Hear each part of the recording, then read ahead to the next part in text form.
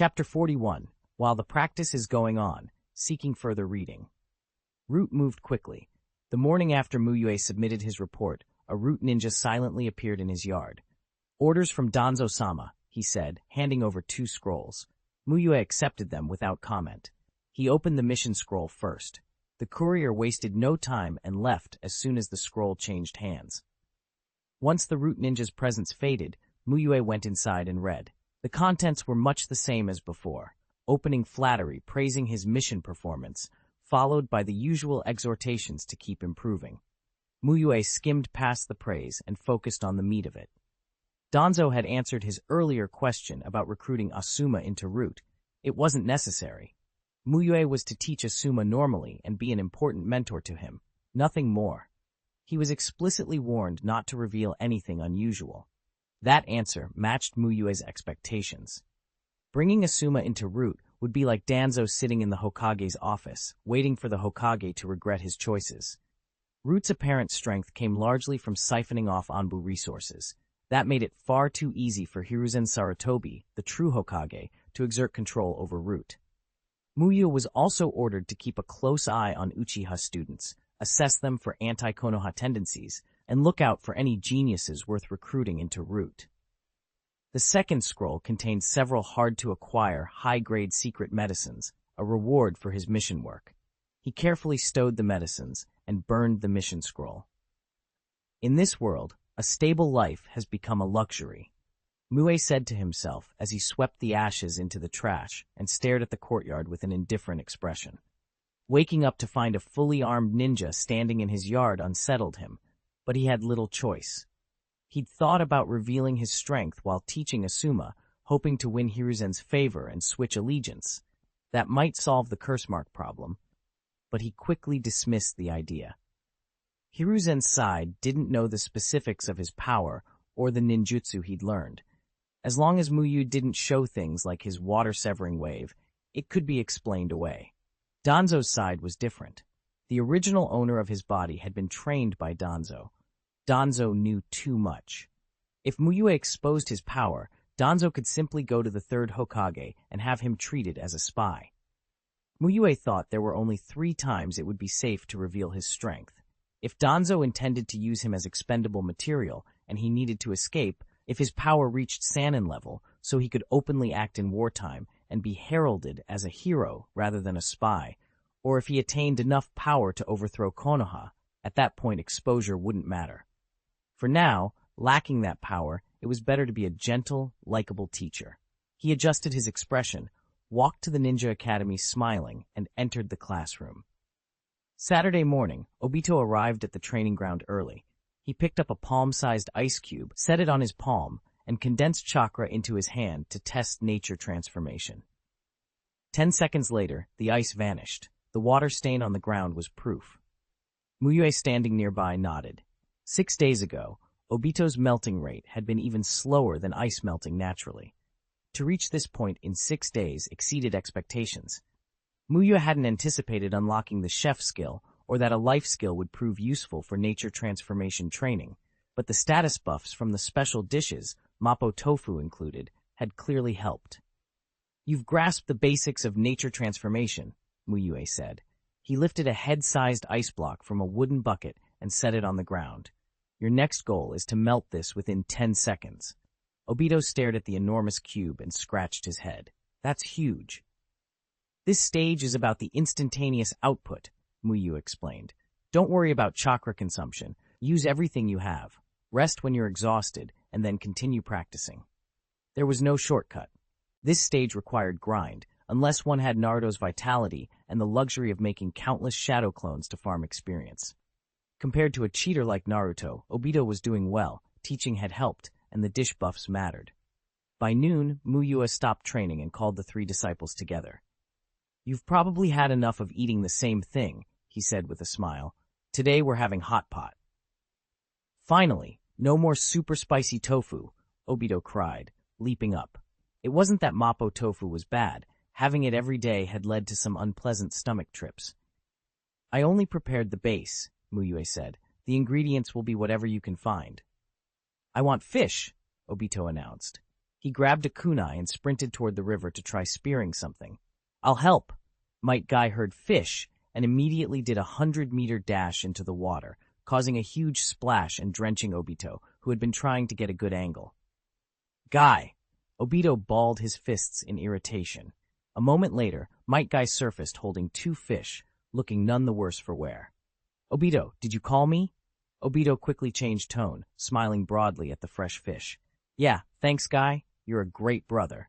Shisui went into the woods and foraged wild vegetables and mushrooms. The 3 of them also teamed up to take down a wild boar. Metkai distracted it, Shisui dealt the main blow, and Obito assisted.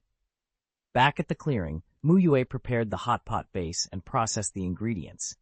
He created a few shadow clones to divide the labor and quickly cut and arranged everything. The wild boar and fish took the most effort. The vegetables and mushrooms only needed washing and halving. They didn't even fire up a stove. Obito's hand under the pot doubled as a human heater and training. Master and students used the forest's nearby ingredients for lunch. It wasn't as elaborate as Mu Yue's usual dishes, but everyone ate heartily. For Shisui, who had lost his parents at a very young age, this simple shared meal felt especially warm. Disciple Uchiha Shisui's trust level has increased. Current trust level, 3. Mu Yue smiled as he picked a piece of fish from the pot and tasted it. Chapter 42. Mu Yue develops an interest in sealing arts. On Saturday afternoon, Mu Yue returned to his place in the main district.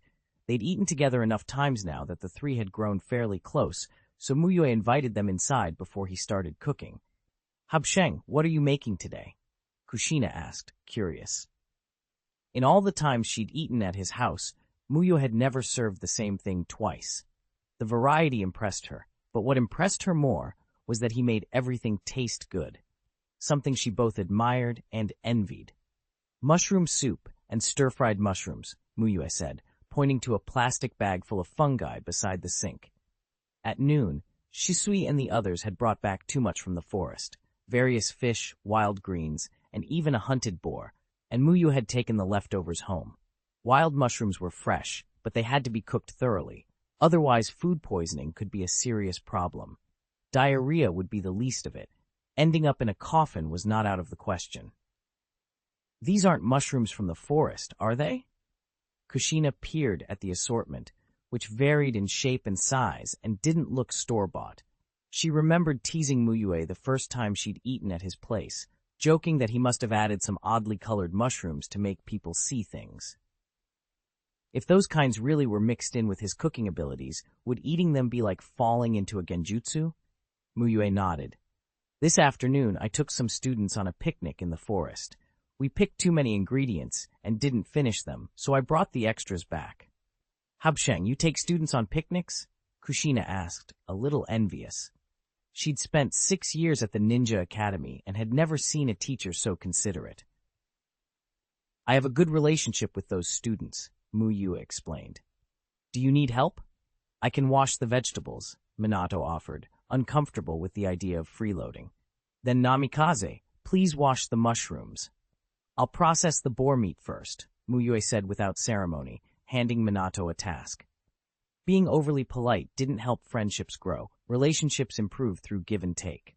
Because there were 3 of them eating, Mu Yue planned 2 mushroom dishes and a braised pork. In his previous life, he'd been sensitive to fatty meat, but braised pork was an exception. If the lean-to-fat ratio was right, it was delicious. He liked braised pork with preserved vegetables best, but they didn't have preserved vegetables, so tonight it would be plain braised pork. "What about me?" Kushina asked, scratching her head as she watched Mu Yue and Minato go about their tasks. The 2 of them seemed like brothers working together, and she felt like an outsider. "There isn't much space," Mu Yue said. "Just sit down and wait. 2 people in the kitchen is plenty. We'll manage."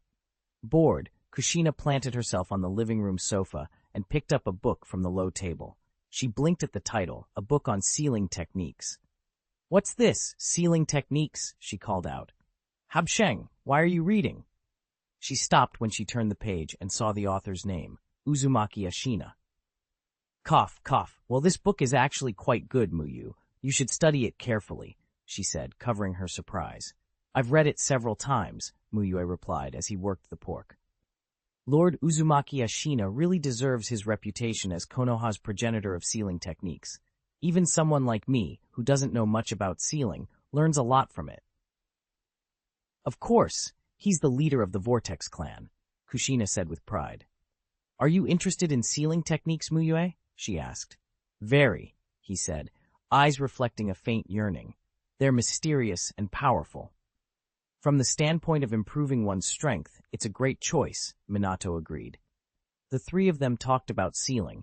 Mu Yue mostly listened and occasionally offered a novice's opinion, which only made Minato and Kushina feel more accomplished. Dinner was ready soon. Kushina tried the braised egg pork first. Her first bite sent her into rapture. The meat was soft and gelatinous without being greasy. She scooped up a big helping of rice. This is amazing. How have I never tried this before? If you want, I can teach you, Mu Yue said with a smile. It's a deal. Minato and I will buy the ingredients tomorrow, Kushina said, nodding enthusiastically. She glanced at the stir-fried mushrooms and discovered more than half of them were already gone. Minato had been polishing them off while they talked about the lesson. I haven't even started, Minato. Save some for me, she protested, and began eating as well. The mushrooms were impossibly fresh. After they'd eaten their fill, the three went for a walk. They chatted easily. Mu Yue shared some amusing teaching anecdotes, while Minato and Kushina recounted strange incidents from missions. With 2 days left until the youth ninjutsu competition, Mu Yue began Obito's final training. To make ninjutsu more impressive, beyond nature transformation and chakra volume, you can use shape transformation to alter its appearance, he said. There are only 2 days left. Is there time to learn shape transformation? Obito asked, scratching his head. No, Mu Yue answered bluntly. Obito didn't have much natural talent for ninjutsu. However, you don't need to master shape transformation. You only need to master the revised fire release, great fireball technique I adapted.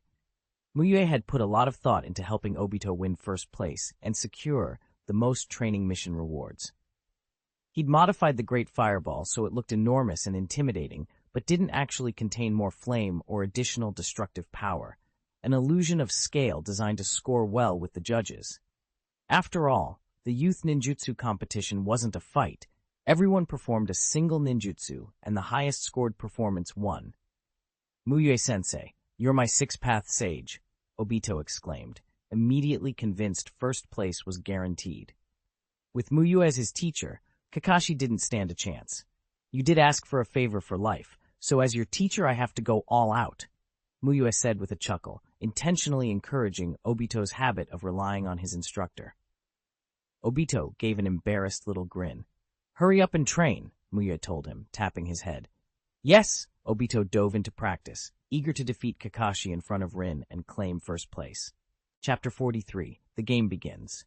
Obito, don't eat so fast, you'll choke. Obito slowed down at his grandmother's warning and swallowed, then explained, Grandma, a friend invited me out to play. Which friend? Is it Rin? His grandmother asked with a smile. Rin Nohara came by often enough that Obito's grandmother knew her by name. Yes, but there are others too. Obito kept eating. The youth ninjutsu competition was tomorrow, and he had trained hard all day. He was exhausted. Rin had invited him and Kakashi out tonight to relax, and because Kakashi was coming, Obito had dragged Metkai along too. I'm full. When he finished, Obito wiped his mouth and bolted for the door. His grandmother followed him to the gate, chuckling. Good luck, Obito. I still want to see great-grandchildren someday. Obito nearly tripped, blushing. He spun around and shouted, Grandma, I'm still in school. He might have had the thought, but he was too young for it to be serious. They agreed to meet on a street in the southern part of the main district. When Obito arrived, the other three were already there. He was the last to show.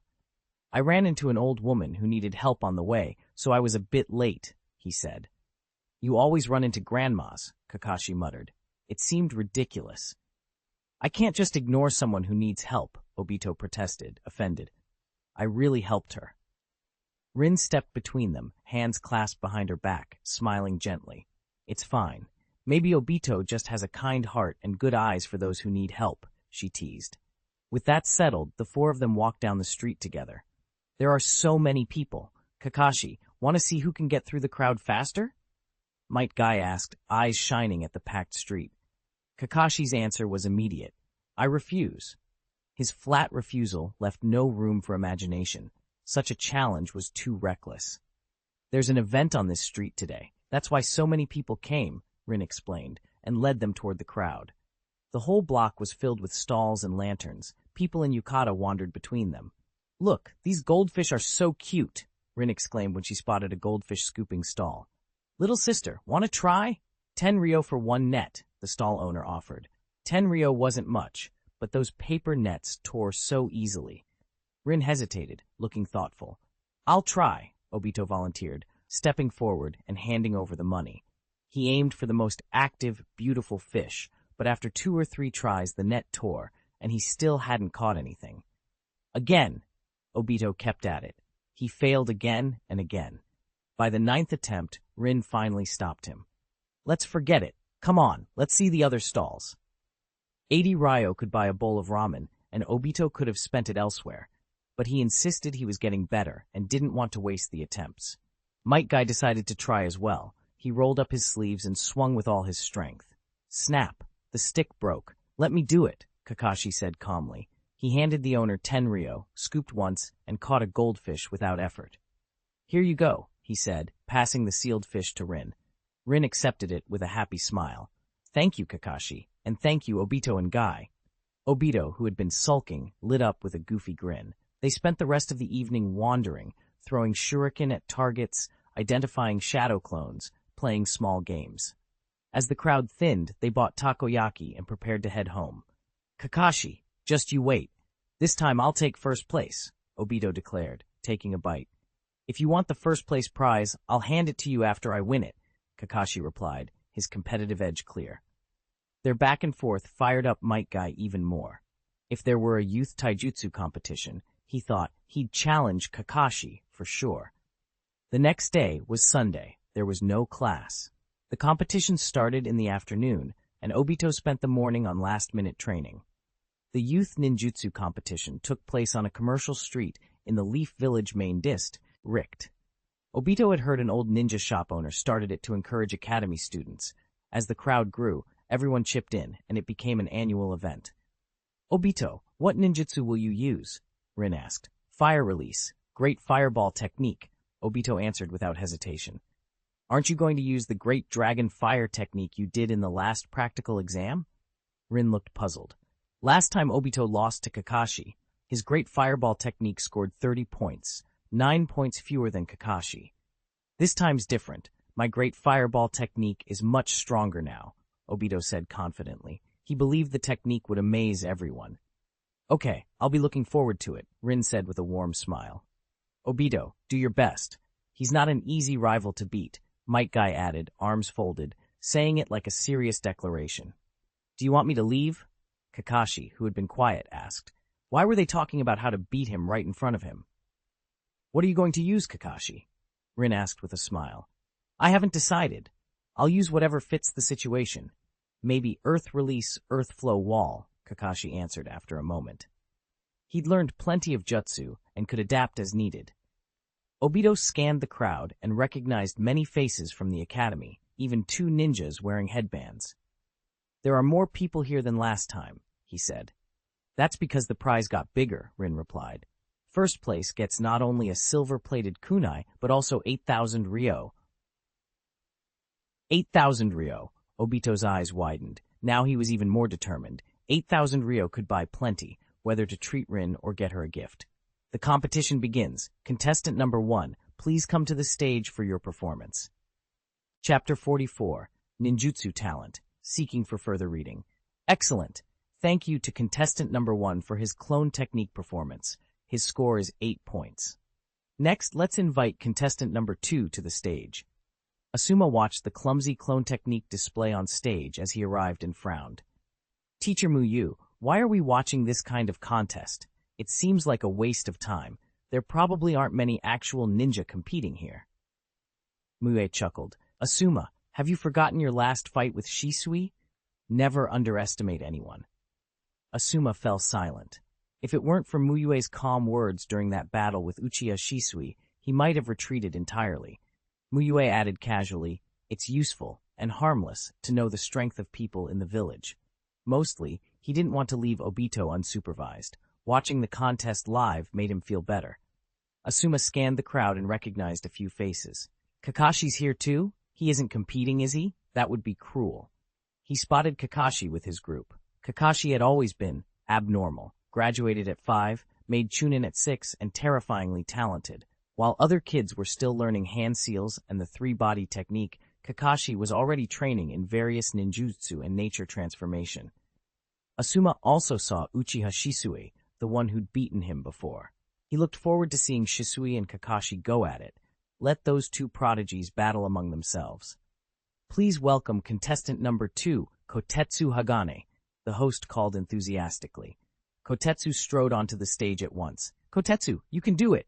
Izumo Kamizuki called from the audience, cheering for his friend. Izumo had opted not to compete. He felt his training wasn't ready.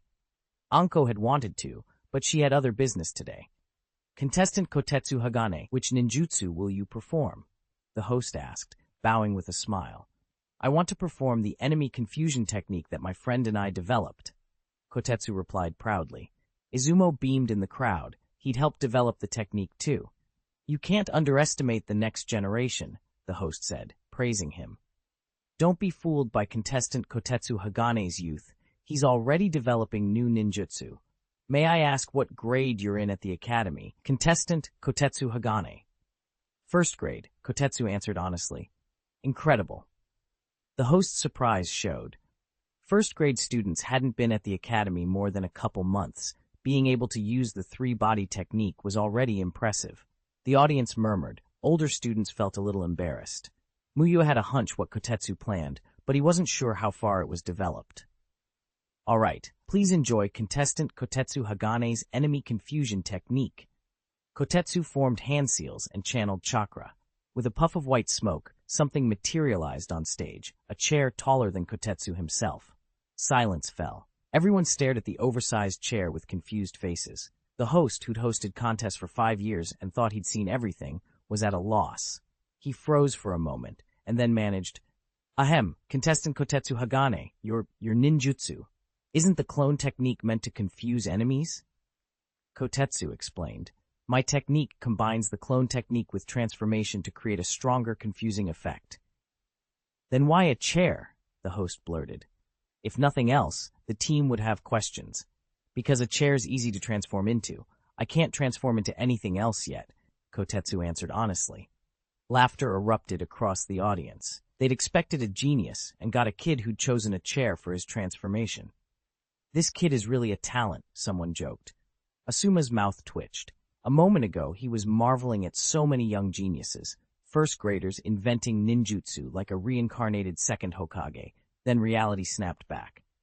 Teacher Mu Yue, are all academy students like this now? He grumbled. Mu Yue shrugged. For a first grader, having this level of clone and transformation is quite good. He was Kotetsu's teacher and tried to be objective. Asuma realized Kotetsu's performance wasn't bad for his age. Feeling smug at being proven right, he glanced at the laughing crowd and smirked. Izumo quieted down after the laughter, secretly relieved he hadn't entered himself. If this spread through the school, his social life might be ruined. Let's look at the judges' scores. 12 points in total, the host announced. The original idea is solid. If it's perfected, it could score much higher. Kotetsu smiled and said, I'll keep working on it, with my good friends Izumo Kamizuki and Anko Mitarashi, to perfect the ninjutsu we developed together. He used their full names deliberately. Nearby whispers made Izumo's face go pale. If this reputation spread, how would he ever find a girlfriend? Next, let's invite contestant number 3, Uchiha Tekka, to the stage. Fire release, great fireball technique. Uchiha Tekka said without fanfare, forming hand seals and expelling a fireball as tall as a person. As expected of an Uchiha youth, the host exclaimed. He hasn't even graduated and already knows the fire release, great fireball technique. One of the judges nodded. The others followed suit and awarded high marks. 26 points. Contestant Uchiha Tekka has scored 26 and takes first place for now. With his years of hosting, the host felt 26 would likely hold first unless someone extraordinary appeared. Uchiha Tekka left the stage looking calm. If it weren't for the 8,000 Ryo prize, he wouldn't have bothered entering. Shisui, what do you think of Tekka's great fireball? Tekka asked. You've clearly practiced, Tekka, Shisui replied. He'd been on his way to meet Obito, but had run into Tekka and other clan members and joined them. Tekka's fireball was good. Well, but Shisui didn't think it would be enough for first place. He'd seen Obito's fire release before. Next, let's invite contestant number 4, Uchiha Obito, to the stage. Obito, it's your turn, Rin Nohara reminded him. Obito nodded and hurried onto the stage. Rin clenched her fists and cheered. Obito, you can do it. Metkai flashed his white smile and gave a thumbs up. Obito, show them the result of your hard work, he called. They had trained together with Mu Yue, and Guy had seen Obito's effort. Kakashi, in his usual cool way, added, Don't lose to someone else before it's even my turn. It was a weird sort of encouragement, but it worked. Obito straightened and shot back. Impossible. Just you wait. The host's eyes widened. Another Uchiha youth. How rare. Paying for premium seating sure paid off. 2 Uchiha in one day. He sounded pleased and a little smug. Asuma shifted uncomfortably. Obito's competing? That's awkward. We just watched an Uchiha perform brilliantly. He'd known Obito for over 3 years and was painfully aware of his friend's usual level. Obito wasn't exceptional. He'd only managed an average great fireball technique before. Uchiha Tekka, watching Obito step up, frowned. 8,000 ryo might not be a sure thing anymore. He wondered if the judges, generally not the most discerning, might miss anything unusual about Obito's performance. Uchiha Obito, what ninjutsu will you perform? The host asked. Fire release, great fireball technique, Obito answered confidently. Also the great fireball? Do all Uchiha youths know this? The host bantered, stepping back. For large fire techniques, the stage needed extra distance. Tekka suspected a trick. Obito had supposedly also learned fire release, great dragon fire technique, a B-rank skill harder to master. If Obito truly had both, that would be extraordinary, but Tekka still doubted the younger Uchiha's capabilities. Obito looked out over the audience. He could see Rin smiling and cheering, Metgai's thumbs up, Kakashi watching from the sidelines, and Shisui offering a quiet, encouraging look. Asuma appeared regretful. And then Obito's expression brightened. There was Mu Yue, his tutor, standing among the spectators. Teacher Mu Yue, Obito thought. Mu Yue couldn't have come as a spectator. He was supposed to be a tutor, but he'd found a way. Obito owed Mu Yue a lot. Mu Yue had helped him shed the title of the Uchiha's dead last, had trained him until he beat Uchiha Tekka and placed second in class, and had helped him pass theory exams he'd always failed. Those 20 days of special training had been grueling for both of them. Obito didn't want to win without Mu Yue seeing it. Not seeing him would have been a regret. Mu Yue smiled and nodded back. That was all the confirmation Obito needed. He inhaled, set his jaw, and focused on the memory of past failure. He wouldn't let it happen again. Fire release, great fireball technique. Obito formed the seals with practiced speed. Chakra pooled in his throat, coalesced, and then he expelled it in a single, controlled blast. Whoosh! Flames roared from his mouth and folded into a blazing orange-red ball that swelled at an incredible rate. In moments, the fireball towered nearly 4 meters high, almost 3 times Obito's height. The judges reacted like people who'd seen a ghost. How can a Ninja Academy student perform a fire release that powerful? One of them blurted. Another rubbed his eyes, stunned. The host, still trying to keep up with his role, shouted, Uchiha Obito's great fireball technique. Astonishing! He'd commentated for years, and he'd never seen a great fireball at this level from a student. Tekka felt as if he must be under a genjutsu. He'd already thought Shisui could do anything. Obito, with such mastery of the great fireball, on top of learning great dragonfire technique, seemed impossible. If Obito had been this strong back then, their earlier match would have gone very differently. Asuma, eyes wide, rubbed them again. He muttered to Mu Yue, Teacher, hit me. I feel like I'm in a genjutsu. Mu Yue obliged, joining 2 fingers and tapping Asuma on the head. Ouch! Asuma blinked and stared at the massive fireball while his mouth hung open. He accepted being beaten by Uchiha Shisui. Shisui was a prodigy, after all. But Obito? Asuma had known him too long to imagine such a leap in skill. Had Obito been hiding all this? Was he really so far behind his friends? The sight of the towering flame made Asuma question himself. Kakashi watched more quietly. He'd noticed the change, the sudden growth in Obito's ability. Obito hadn't even graduated yet. Rapid increases like this usually came afterward. He was puzzled and impressed in equal measure. The judges gave their scores. 10, 10, 10, a perfect 30. 10, 10, 10. Uchiha Obito's total is 30 points, perfect score. He secured first place already, the host shouted. Hyuga Homura, with his Byakugan active, examined the technique and saw what the rest of the crowd could not. Visually spectacular as it was, the fireball's appearance had been partly exaggerated by optics. Still, he admitted to himself that Obito's performance was extraordinary. That didn't mean Obito would beat him in the finals, though. Homura planned to make sure Obito couldn't rely on ninjutsu then. Obito stepped off the stage and grinned like an idiot. Rin hugged him. "Obito, you're amazing." Metkai cheered again. Kakashi warned mildly, "Don't celebrate too early. When it's my turn, the judges might break the rules and give you a higher score." The host was already calling the next contestant.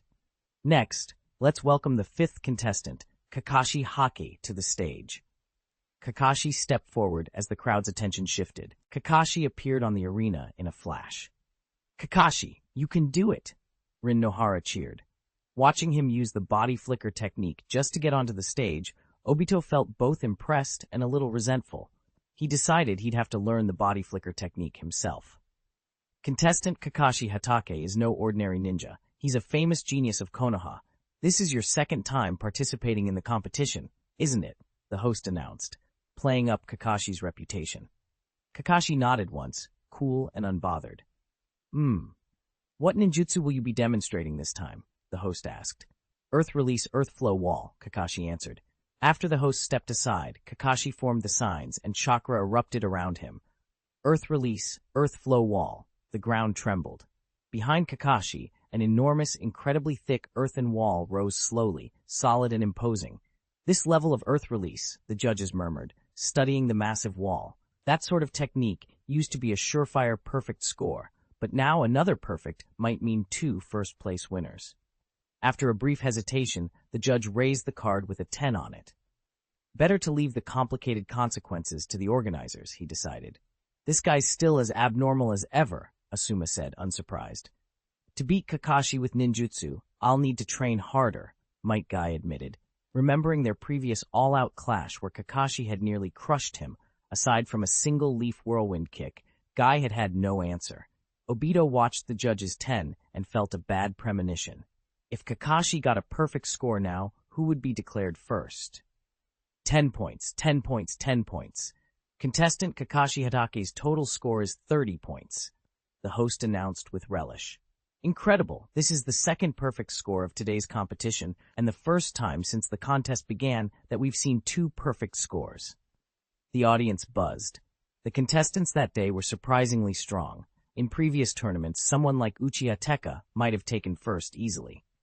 "Such bad luck," Tekka muttered, a little dejected. He had hoped for first, but had been pushed down by 2 flawless performances. He accepted it, though. Kakashi and Obito had shown genuinely impressive ninjutsu. It would have been great if Shisui had entered. He'd definitely have scored a perfect, Tekka said, believing firmly in Shisui's skill. Shisui only smiled quietly.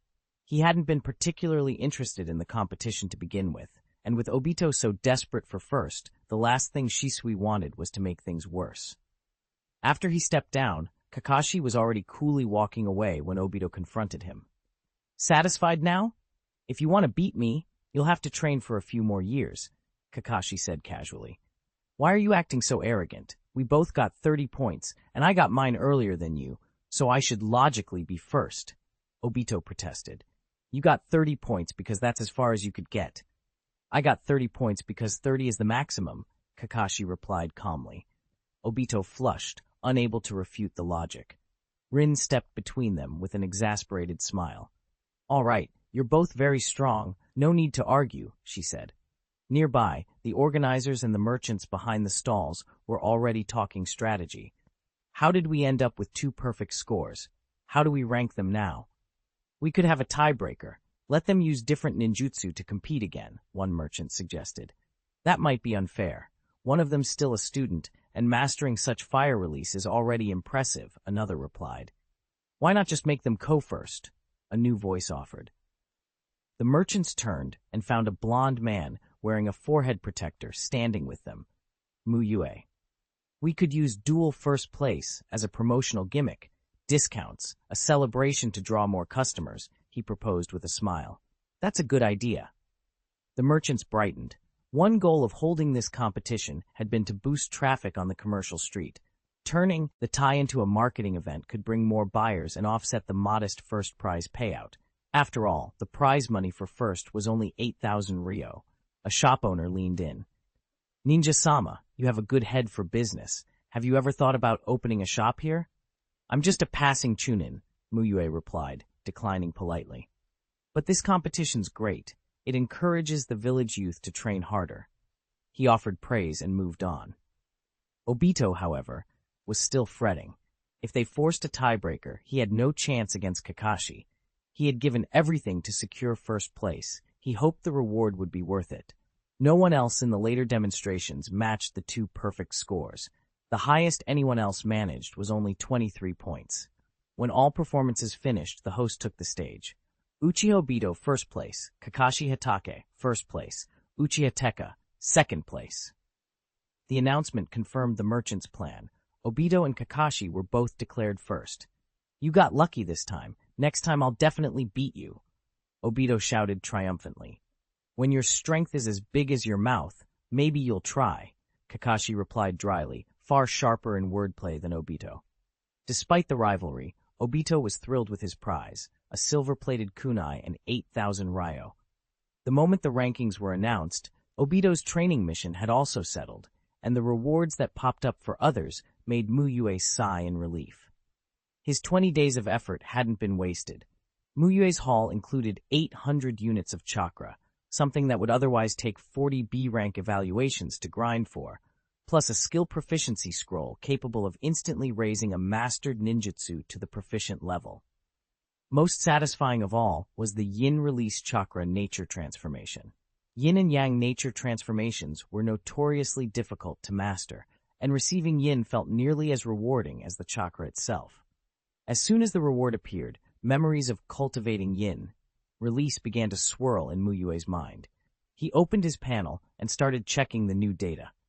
Name, Hayate Mugetsu. Age, 18. Chakra, 8,000. Skills, Professor, Fire Release, Head Hardship, Mystical Palm Technique, Wind Release, Pressure Damage, Earth Release, Earth Flow Wall, 8 Gates. Evaluation, you have mastered 7 types of chakra nature transformation and are proficient in fire release and water release. In a straight clash, an ordinary jonin would be crushed by you. Continue increasing your chakra to become truly powerful. Compared to the last time the exam ended, the panel showed another big jump. This month's training mission had driven a particularly noticeable rise in chakra. Mu Yue had transmigrated in April. From April to May, his total chakra had gone up by 1,000, from 4,300 to 5,300.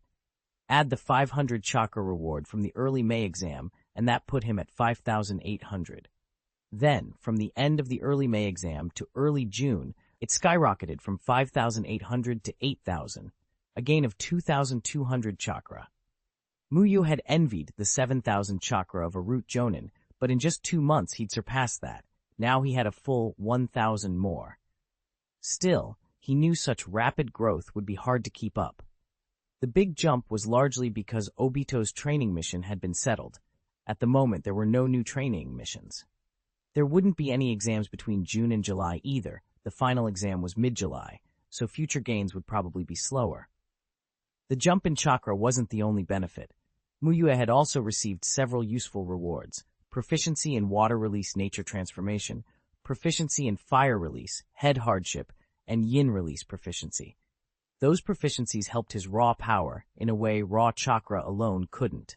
After all, having a massive chakra pool without the skills to use it would be awkward. What Mu Yue wanted most right now were more proficiencies in different nature transformations. With water and fire nature transformation proficiencies, his upper limit for corresponding ninjutsu output had increased. If he worked hard for a year, developing the boil release bloodline limit should be doable. If he achieved proficiency in all 7 nature transformations, he could only imagine what might be possible. Truth-seeking ball from scratch? He thought about it and suspected that proficiency alone probably wasn't enough. He'd need a level higher to have any chance. Even if not that, creating various bloodline limits should be much easier. Obito, Kakashi, it's great that you two tied for first, Rin Nohara said with a sweet smile, congratulating her friends. They were both close to her, and a shared first place was the best outcome. Heh, it's also thanks to your cheering, Rin, Obito said, cheeks flushed with excitement. The very scene he'd fantasized about 20 days ago had come true. He felt a flash of private satisfaction that Kakashi's name was attached to the tie, but he kept that to himself.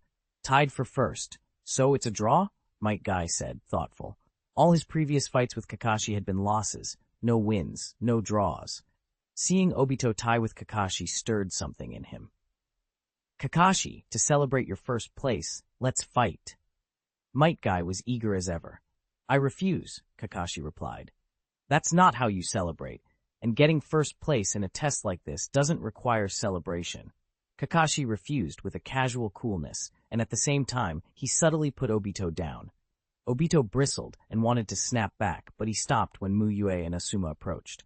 Obito, you little brat, were you holding back during the exams before? You suddenly got so strong, Asuma said, jogging over and patting Obito on the shoulder in a teasing way.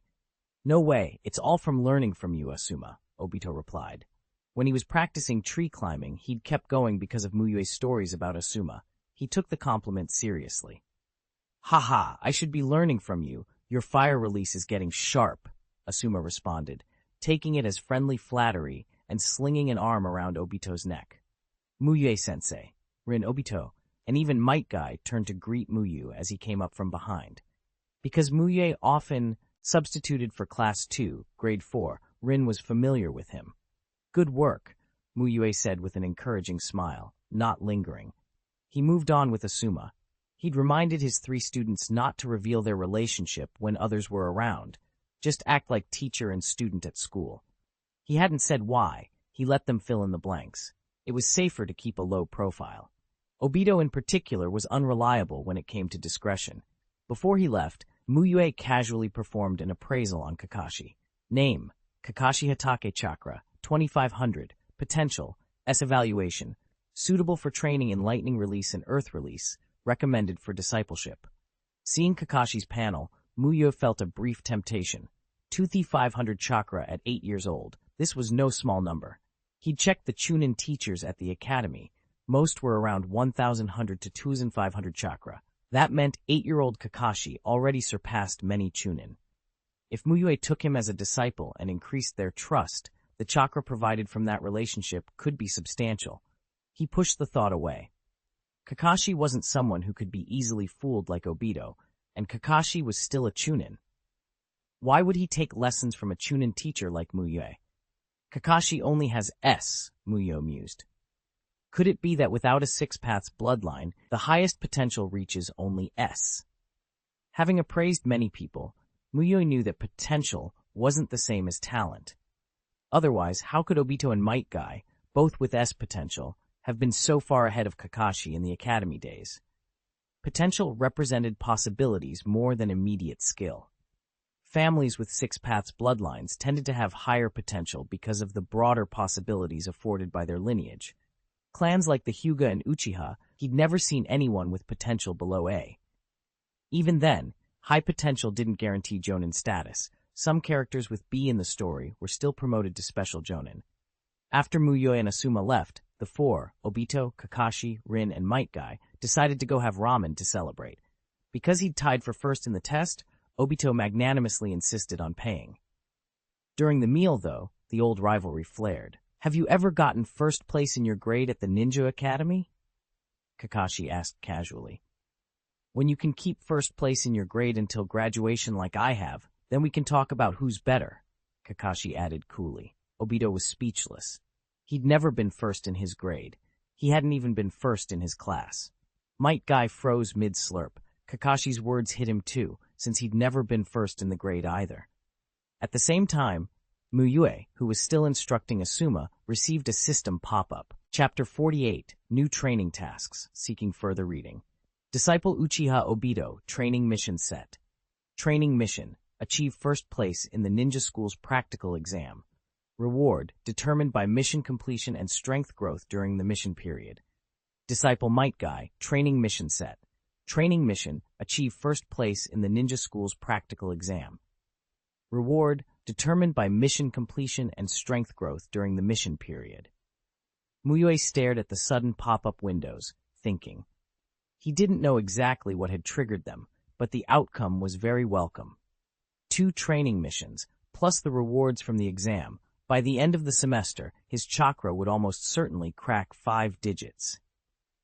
The problem was that there could be only one first place in the practical exam. A clear first and second would be decided, so one mission would inevitably pay out less.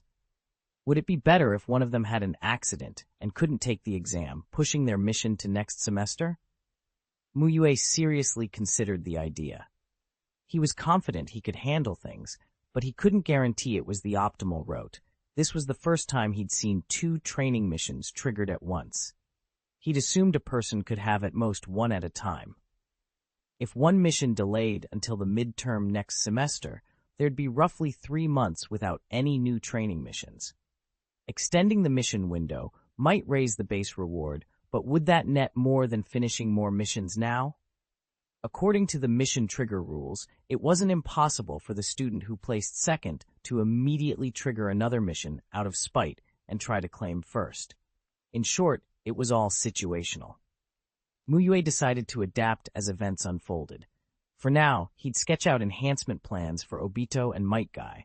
No matter what happened, the more they improved, the bigger the rewards.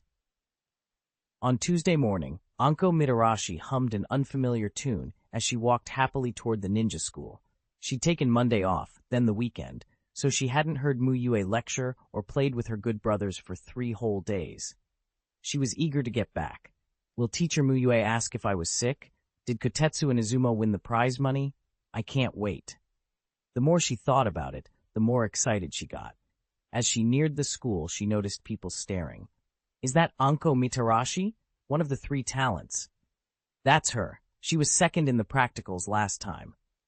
Second in practicals is strong, but her thinking's a little strange. Anko assumed everyone was reacting to her taking leave. She strolled into Class 1, Grade 1, expecting the usual bustle. Instead, Kotetsu Hagane and Izumo Kamizuki had their heads down on their desks like they were asleep. Normally they'd be trading stories about Kotetsu's troublesome cousin or flirting. She moved to wake them, and a friend called out. Anko, you've been famous at the ninja school these past 2 days, the girl said, covering her mouth to stop herself laughing. Huh? I was off school. Could I really be famous just for that? Anko scratched her head. Was that chair ninjutsu you made? Chair? The friend giggled. You mean the enemy confusion technique? Was that yours? Yeah, Kotetsu and Izumo helped develop it, Anko said. Her friend couldn't hold it in any longer and burst out laughing. When Anko tried waking her 2 good brothers, they stayed motionless no matter how many times she called. Most girls might give up or poke them, but Anko was different. Once she decided they were faking, she punched each of them. You 2 hiding something? She demanded. Caught, they opened their eyes. It's Kotetsu's fault. He made a fool of himself on stage and dragged us in, Izumo immediately said, selling his friend out and explaining the weekend contest. He shouted our full names on purpose. How shameless! Izumo thundered beside Anko, indignant. Anko's fists tightened. She'd even expected that if the 2 won the prize money, they'd buy her dango, but now they betrayed her. You 2 are hopeless. Both of you. Get ready to be beaten, she warned, grabbing Izumo with her left hand and Kotetsu with her right. The 2 ran off, and the classroom's atmosphere brightened, until Mu Yue arrived. My reputation's ruined, Anko complained to him, looking downcast. Now I'm not genius Anko, I'm talent Anko. If you're not mediocre, people still recognize your strength, Mu Yue said with a smile. I think genius sounds better. Then prove it next time with your strength. Will I get dango if I do well on the exam? If you do well on the exam. Yay! Anko brightened instantly. The bell rang. Let's begin class. Mu Yue started the day's lecture, patiently explaining the 3 basic ninjutsu taught at the ninja school. At the end, lecture completed. Evaluation. A. Reward, water release, water formation wall. Under your guidance, the students of Class 1 Grade 1 have made significant progress in ninjutsu, earning a reward, Mastery Level 3 Body Technique. Mu Yue blinked. He'd expected the usual lecture reward, but not an additional teaching reward. He'd been lecturing for over 2 months, and this was the first time he'd triggered such a bonus. It was only the 3 Body Technique, and aimed at teaching academy students rather than combat, but it was mastery level, useful. He understood where the reward came from. This system treated him not only as a master with disciples, but also as a teacher. Improving a whole class's skills deserved recognition.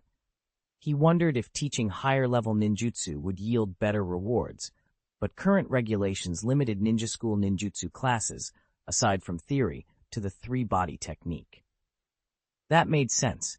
With 40 students of mixed chakra natures, you couldn't expect a chuunin-level instructor to teach every nature's techniques, and student learning ability had to be considered. For Mu Yue personally, that wasn't a problem. He had a wide repertoire of ninjutsu and teaching bonuses. But he couldn't safely display too much. Maybe he could apply to the 3rd Hokage to take over the class's physical prowess lessons. Students often complained that their current physical prowess teachers' classes were dull. If Mu Yue taught them personally, they'd improve faster. After lunch, he went back to his office, thinking over plans to raise Class 1, Grade 1's strength. Back in his office, he found himself replaying last month's events and mapping out how best to help his students grow. Ikegayayu stood behind Kimura Sugito, smiling as he kneaded Sugito's shoulders and pounded his back. In a syrupy tone, he asked, "Sugito, can you lend me another 80,000 ryo? I'll pay you back when I get my salary." Kimura Sugito thought, as expected, an unasked-for favor is either a trap or a theft. The massage service had been expensive. "Why do you need to borrow again?" "Didn't you borrow last month?" he sighed. "I did pay you back when I got my salary last month." Ikegayayu replied with a laugh. "So if you lend me now, I'll pay you back next month, but since I'll have no money then, I'll have to borrow again." Kimura interrupted. If he kept thinking like this, he might as well become Ikegayayu's personal ATM. Ikegayayu stumbled for a moment. "It's not what you think, Sugito. We just met, so I have to make some effort to show sincerity. I definitely won't borrow next month." "You said that last time. Don't forget it." Despite himself, Kimura Sugito took out his wallet and handed over 80,000 ryo. He didn't mind the money. Ikegayayu wasn't dishonest about repayments. He just felt like lending to him only dragged him further down. "Not borrowing next month? Kimura, you give him too much credit. I can already hear his excuse next month," Ueda Aya muttered, skeptical. Then she mimicked Ikegayayu's insistent tone. "Sugito, just lend me one last time. I feel like I'd successfully confess this month. I definitely won't borrow next month." Ikegayayu fell silent. If it's a first date, it's normal to pick a good restaurant to make an impression, Ueda Aya went on, trying to prod some sense into him. "But you two have been together 2 months. If she cares about you, she wouldn't refuse ramen. And why can't you pick a time yourself?" "You keep making Mu Yue-sensei cover for you," she added as Mu Yue entered. "She said she isn't free other times. It's either this day or we reschedule," Ikegayayu said, a little frustrated. He felt guilty for always troubling Mu Yue. He wanted to return the favor by substituting more often, but Mu Yue always refused.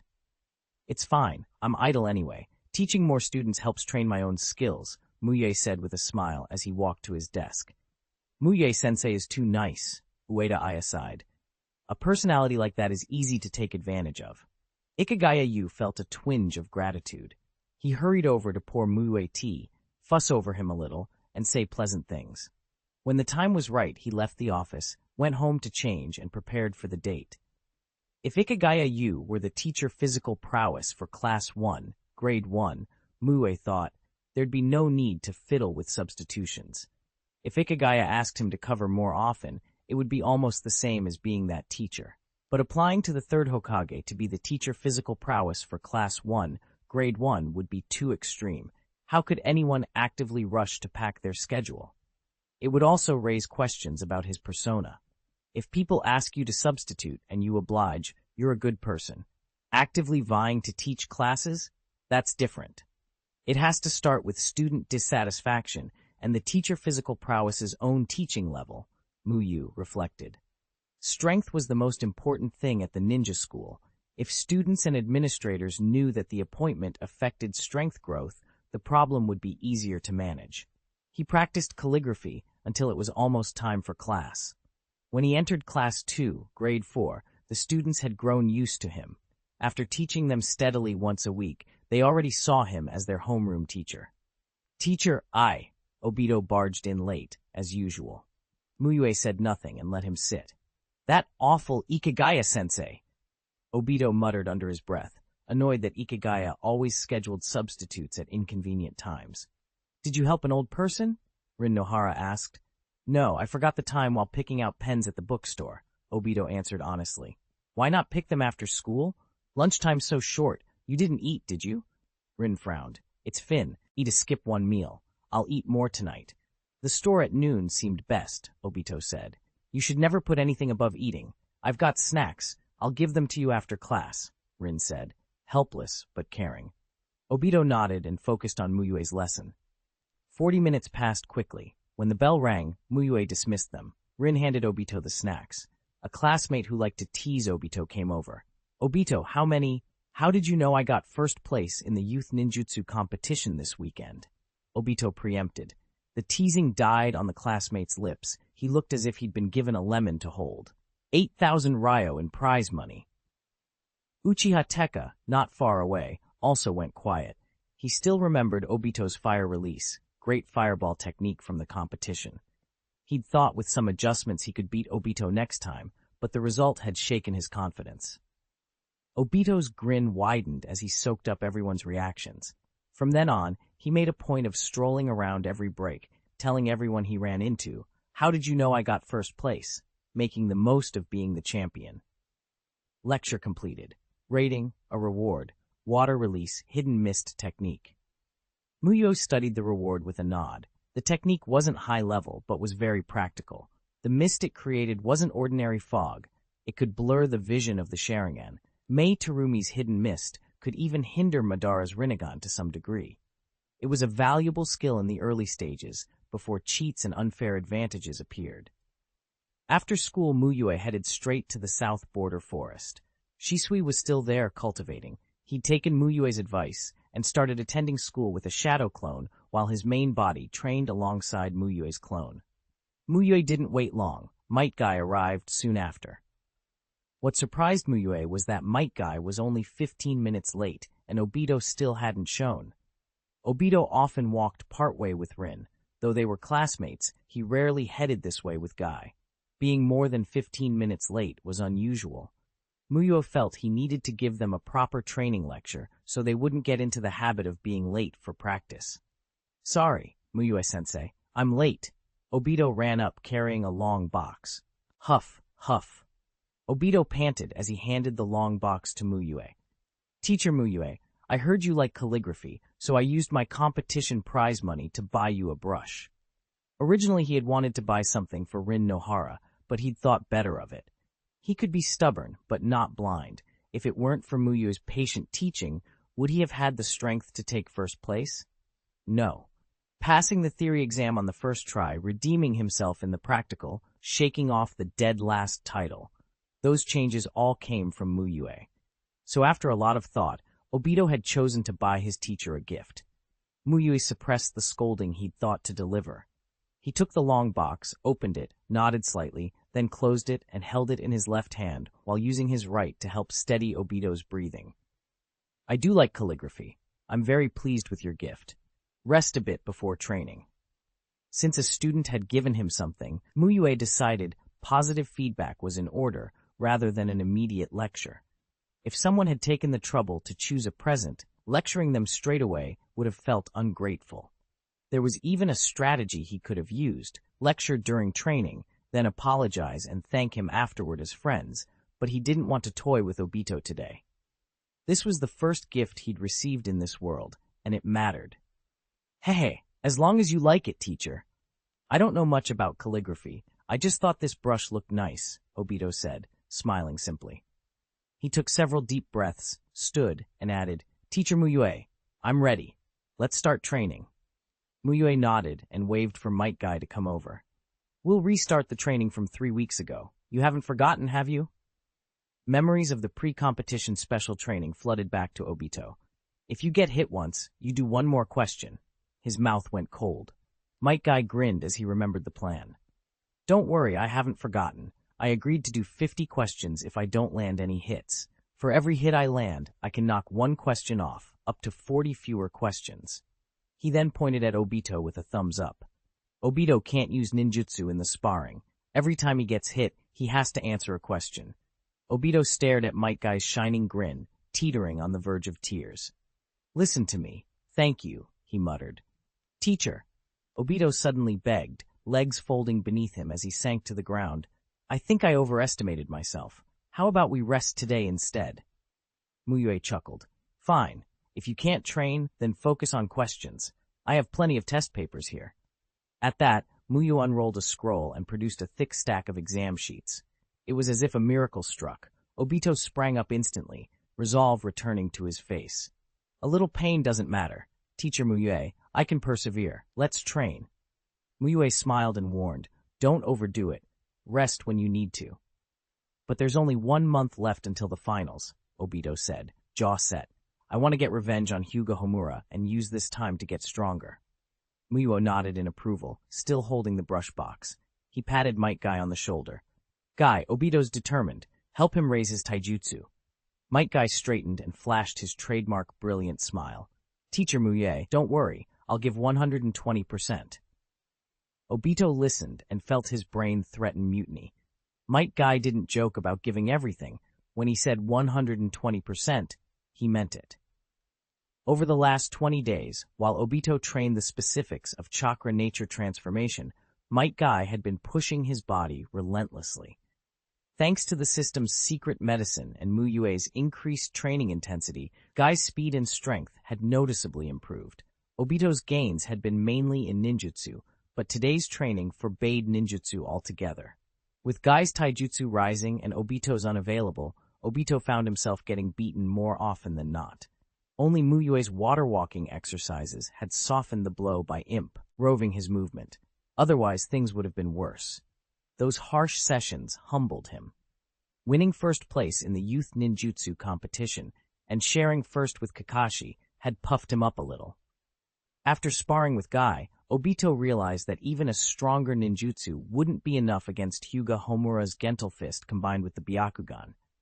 Without a comparable level of taijutsu, he'd never create the openings to use his ninjutsu. Once Homura locked him into her rhythm, seeing his chakra points with the Byakugan and attacking with Gentle Fist, he'd be finished. But these questions are so hard. Obito complained inwardly as he looked at the exam sheets, pen in hand. He could understand the principles, but actually answering them was brutal.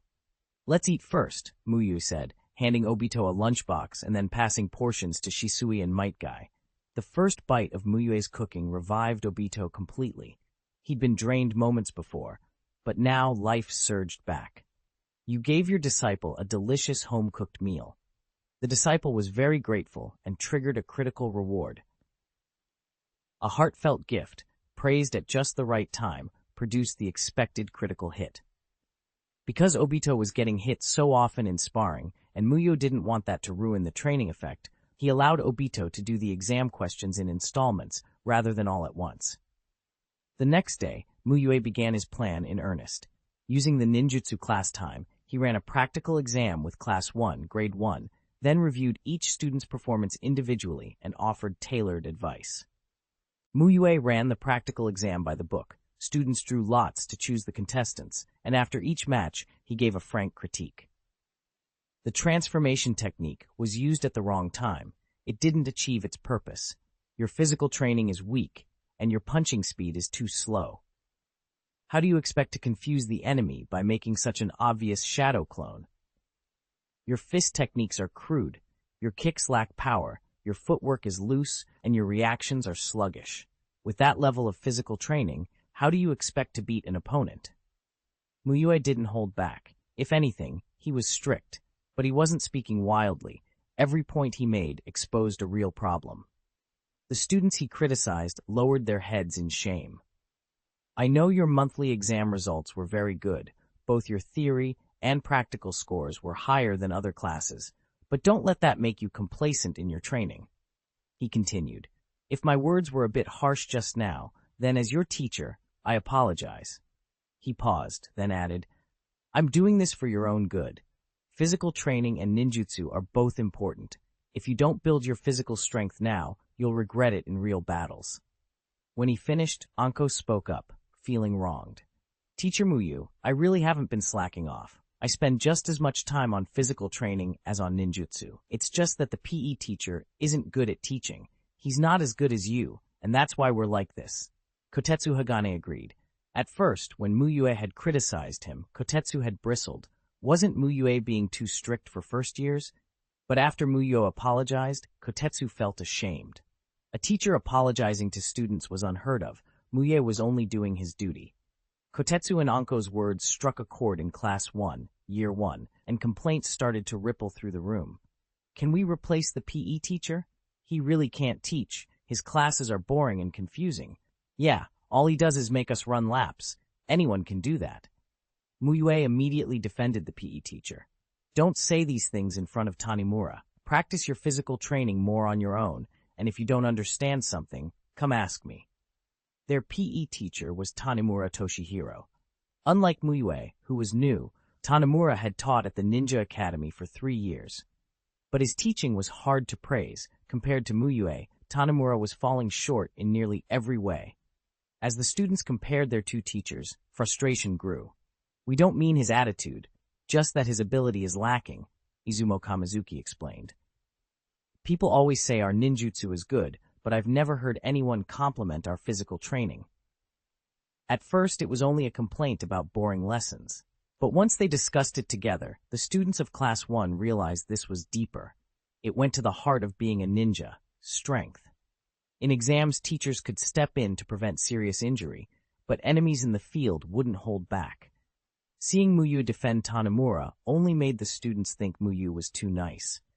Shisui's shadow clone watched and thought the same. The PE teacher was inadequate, and Mu Yue, being kind to a colleague, was acting with too much charity. After class, Mu Yue reiterated his warning not to speak ill of Tanimura to his face and urged them to be more understanding. The students nodded, but as soon as Mu Yue left, Anko took the lead and the class resumed strategizing. "If grades are bad, doesn't the teacher get replaced? Let's deliberately fail," one suggested. "But there's no separate physical training exam. If we tank the practical, Teacher Mu Yue will be affected too," Kotetsu Hagane said. "Mu Yue is a great teacher. I want him to teach us until we graduate." That shut down the sabotage idea. They needed another plan. "Then let's state clearly that his teaching is insufficient and make him quit on his own," someone proposed. "Wouldn't that be wrong? Didn't Mu Yue tell us not to do that?" another countered. "If replacing him benefits Teacher Mu Yue, our homeroom teacher, why not? He'll get more face if we're stronger," Kotetsu argued. Izumo agreed and, grinning, said, "And if he stubbornly refuses to leave, I have an idea." "There's only a little over a month until finals," Izumo continued. "In the practical exam, let's all show outrageous improvement in ninjutsu and physical training. Make it obvious the PE teacher can't get these results out of students, but our overall scores should be good so the school notices us." Everyone liked the plan. They resolved to train harder to ace the finals and hopefully get a new PE teacher. After lunch, Mu Yue didn't go back to his office. He walked next door to Tanimura Toshihiro's. Several teachers in the hallway greeted him as he passed, and he smiled and replied to each. He then caught Tanimura's attention and, under the pretense of needing to discuss something, led him to a quieter spot. "Tanimura, I'm sorry," Mu Yue said quietly. Tanimura looked puzzled. "Sorry? Teacher Mu Yue, what's happened? Why are you saying that all of a sudden?" Mu Yue gestured toward the classroom doors as if to indicate the source of the problem, his students, and prepared to explain the morning's events. "It was like this," Mu Yue told Tanimura Toshihiro, explaining what had happened that morning. "During my class, I ran an in-class practical exam. He softened the students' complaints a little. If he reported them verbatim, they would sound too harsh. I only meant to push them, to make them train more seriously. I didn't expect it to go this far. I'm really sorry." Mu Yue looked genuinely contrite and took the blame. It was my fault for being too strict in my evaluations. I should have been more lenient. Of course, the students' dissatisfaction really sprang from Tanemura Toshihiro's middling teaching, not Mu Yue's actions. But Mu Yue couldn't bear to let his own reputation look tarnished. He told Toshihiro everything openly, admitted his mistake, and framed it as a well-intentioned error. Having reported it immediately made it hard for anyone to argue he had ulterior motives. Toshihiro hesitated. He knew the students were right. His teaching simply wasn't as good as Mu Yue's. Mu Yue was no ordinary new instructor. After only a month or two, he had already become well-known across the school, earned praise from both colleagues and students, and had even been summoned and commended by the third Hokage. Comparing himself to Mu Yue was almost pointless. I told them not to speak ill of you, Mu Yue sighed, apologetic eyes on Toshihiro. But they're kids. They might agree on the surface and still do something behind your back.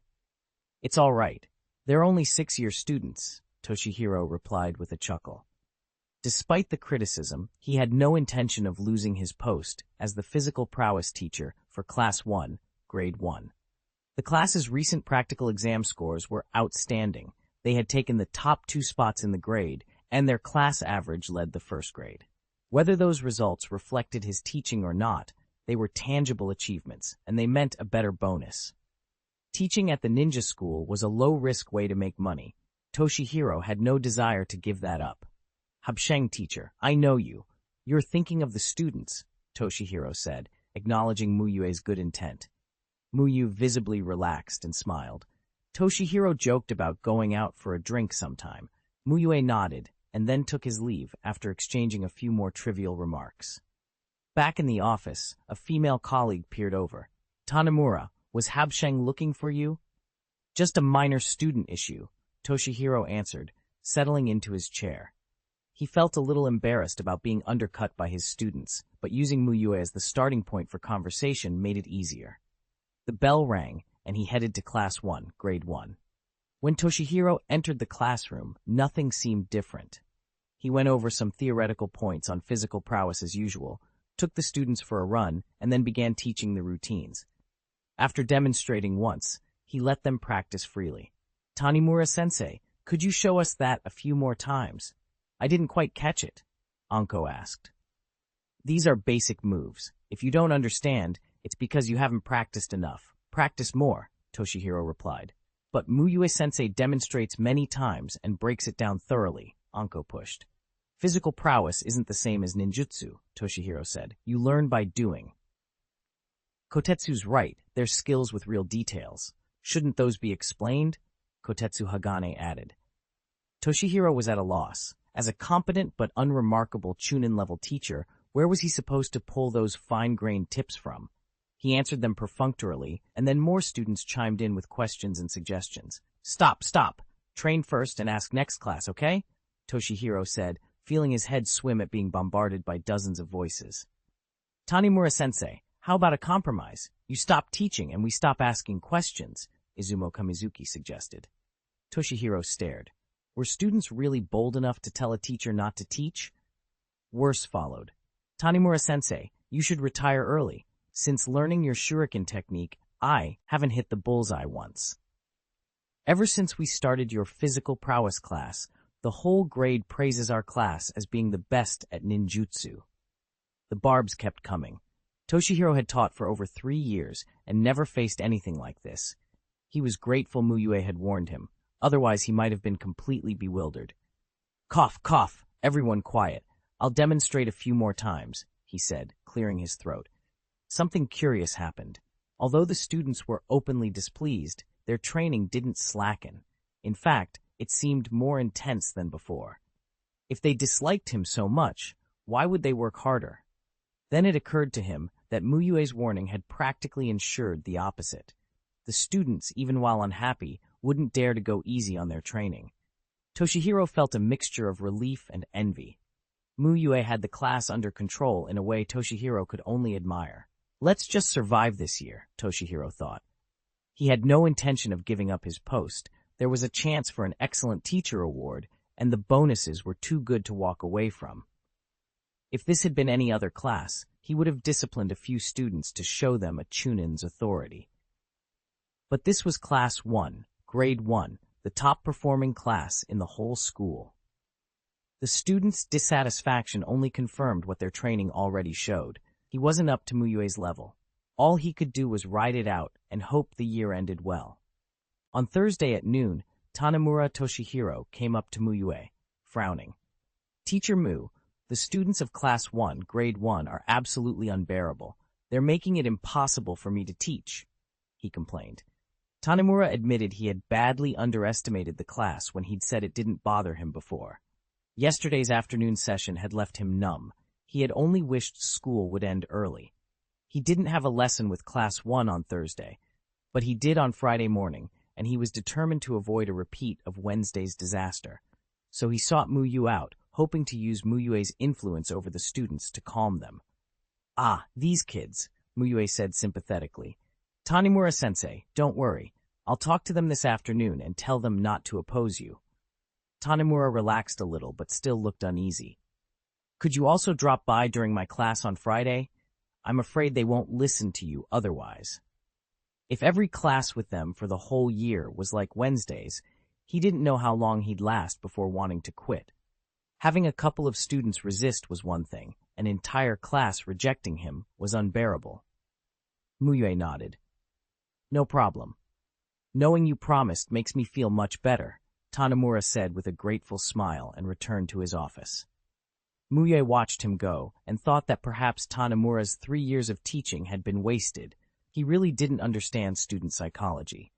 Asking Mu Yue to come and suppress the class would only make the students dislike Tanemura more. From their point of view, Mu Yue was simply helping a weaker colleague out of kindness, while Tanemura looked weak and lacking self-awareness for leaning on the homeroom teacher. Then Mu Yue paused. This was a ninja academy, not his previous life. If Class 1 were so gifted academically, that might explain Tanemura's difficulties. He shrugged off the tangent and headed back to his office. Refusing a colleague's request would be petty. Of course he'd agree. After all, he was the model coworker, Hayate Mugetsu. Back in the office, he returned to his calligraphy practice. "Hey, Mu Yue, you've switched brushes," Ueda Aya noticed. "This isn't the one you used before." "A student gave it to me," Mu Yue said with a smile. "Wow, I've taught for years and never got a present," Ueda Aya said enviously. Ikeya seized his chance. "Ueda, think about Mu Yue's teaching level and how popular he is with the students. Comparing yourself to him is a little oblivious." Ueda was momentarily speechless. The truth can sting. Seeing her crestfallen face, Ikeya felt a private satisfaction. Mu Yue diffused the moment gently. "Maybe Ueda's students are shy. They want to give something, but don't dare." "Mu Yue, you always know what to say," Ueda replied, grateful for the consolation. Kimura Sugito watched with a small smile, thinking that Ikeya's bachelor status suddenly made sense. When it was nearly time for class, Mu Yue left the office and went to the classroom. He didn't jump straight into the lesson. First, he dealt with the favor Tanemura had asked him to handle. Standing at the front, he fixed the students with a mild, reproachful look. "I told you not to speak ill of Tanemura-sensei to his face, and certainly not to interrupt him during class. Did teacher physical prowess complain to you?" Kotetsu Hagane asked, a bit bewildered. It was the first time he'd heard of a teacher so upset about students' behavior. "We didn't interrupt him while he was teaching. We only talked to him after he finished," Izumo Kamizuki protested. "How could we have interrupted? We were all paying attention and went along with the training. Everyone wants to do well on the final practical, so we wouldn't resist." Mu Yue didn't answer directly. "You must not interrupt Tanemura-sensei during class, and you must not speak ill of him," he insisted. He phrased it carefully. He wouldn't say, "Tanemura complained," but everyone would understand why he was warning them. "We understand," the students chorused. Whether they'd actually behave when the time came was another matter. Mu Yue smiled, then began his lecture. Evaluation, reward, release, Earth Dragon Bullet. After school, Mu Yue trained his disciples as usual, then that evening went to the main district to Minato's house, this time as the guest, not the host. "We've eaten at your place so many times, it's a little awkward. Today you sit back and let us cook," Minato said, leading Mu Yue inside. Minato and Kushina worked together, each preparing 2 dishes. They asked Mu Yue to taste them first. He was about to insist they all eat together, but seeing their eager faces, he complied. Mu Yue took a bite of the grilled fish Minato had made. It wasn't the whole fish he remembered from other times, just palm-sized pieces, marinated, lightly salted, and grilled. It preserves the natural flavor well. Very nice, he praised, then added a gentle critique about the timing on the grill. He gave similar feedback for the next 4 dishes, praise where deserved and constructive suggestions where needed. Kushina beamed. Our homemade cooking isn't bad, right? She said happily. Receiving approval from someone like Mu Yue made her glow. Minato and I are practicing braised pork with preserved vegetables, Kushina added. You have to come try it once, Mu Yue. I'll certainly come, Mu Yue said with a playful nod. I must check how well my 2 apprentices are learning. They ate and chatted, a comfortable, warm evening. Minato mentioned he'd heard other jonin commenting that some kids had complained Mu Yue didn't teach as effectively as the chuunin-level teachers. Kushina jumped to Mu Yue's defense. She hadn't seen him teach in class, but had watched his demonstrations in the kitchen and trusted his skill. Mu Yue deflected the praise and complimented Minato and Kushina in return. If Minato ever becomes a teacher, he'll be popular and good at it, and Kushina, he said with a smile. The dinner ended on a pleasant note. Everyone had enjoyed the food and the company. 54. You must practice physical skills well, seeking further reading. Friday morning in Class 1, Grade 1 at Ninja School, the students were discussing how to handle their physical prowess class later that day. Should we do what we did last time? One student asked. Not today, Izumo Kamizuki said. Remember what Teacher Mu Yue said yesterday? Teacher Physical Prowess definitely reported us. Knowing Mu Yue's personality, he might even come to supervise the class. I'm really fed up with Teacher Physical Prowess, Kotetsu Hagane grumbled. It's the first time I've heard of a teacher reporting students. He sighed, and he added his own spin to it. How embarrassing. Today, let's give Teacher Mu Yue face and not try to make him quit, Izumo suggested. The others agreed. Treating the physical prowess class like Mu Yue's class seemed sensible. Ainko, still annoyed at being criticized by Mu Yue because of that teacher's poor instruction, scowled in agreement. Tanemura Toshihiro's behavior in the last class had seriously damaged their impression of him. When the bell rang, Tanemura Toshihiro entered the classroom. The students sat quietly in their seats, so silent he almost felt relieved, though he kept his guard up. In the previous class, the hostility hadn't been so immediate. Everyone, let's go to the playground and run 3 laps to warm up, Tanemura said after a low cough. They all followed his instructions and went downstairs to run. No one whispered or plotted. After the run, Tanemura taught the physical routines. He demonstrated twice, then let the students practice on their own. Not a single student spoke ill of him while they trained. The quiet left Tanemura thinking this group couldn't be the same as last time. I really must buy Teacher Habsheng a drink, Tanemura thought, grateful to Mu Yue. He was sure Mu Yue had intervened, otherwise the students wouldn't be behaving like this. Just then Mu Yue passed by the playground, as Tanemura had hoped, greeted him and lingered for a while. At the end of class, Izumo said triumphantly, "See, I knew it. Teacher Mu Yue was bound to come." So we won't take action anymore? One of the students asked, reluctant. The more Mu Yue helps Tanemura like this, the more it annoys us, another murmured. Of course we won't act today. Izumo said, Mu Yue isn't free every day. We'll continue next class. In Class 2, Grade 4, Rin Nohara watched Obito as he scratched his head and worked on problems beside her. Lately, he seemed so diligent, doing exercises whenever he had a spare moment. Obito, what's gotten into you? You're studying all the time, she asked, worried. Obito's pen froze. Diligent and passionate? He wanted to cry. This sudden thirst for theory wasn't out of love for studying. It was the bitter consequence of not practicing his physical skills well. Because he hadn't trained properly, he'd been punished with extra problem sets. Doing problems in installments had its own price. 10 problems could become 11 if you split them up.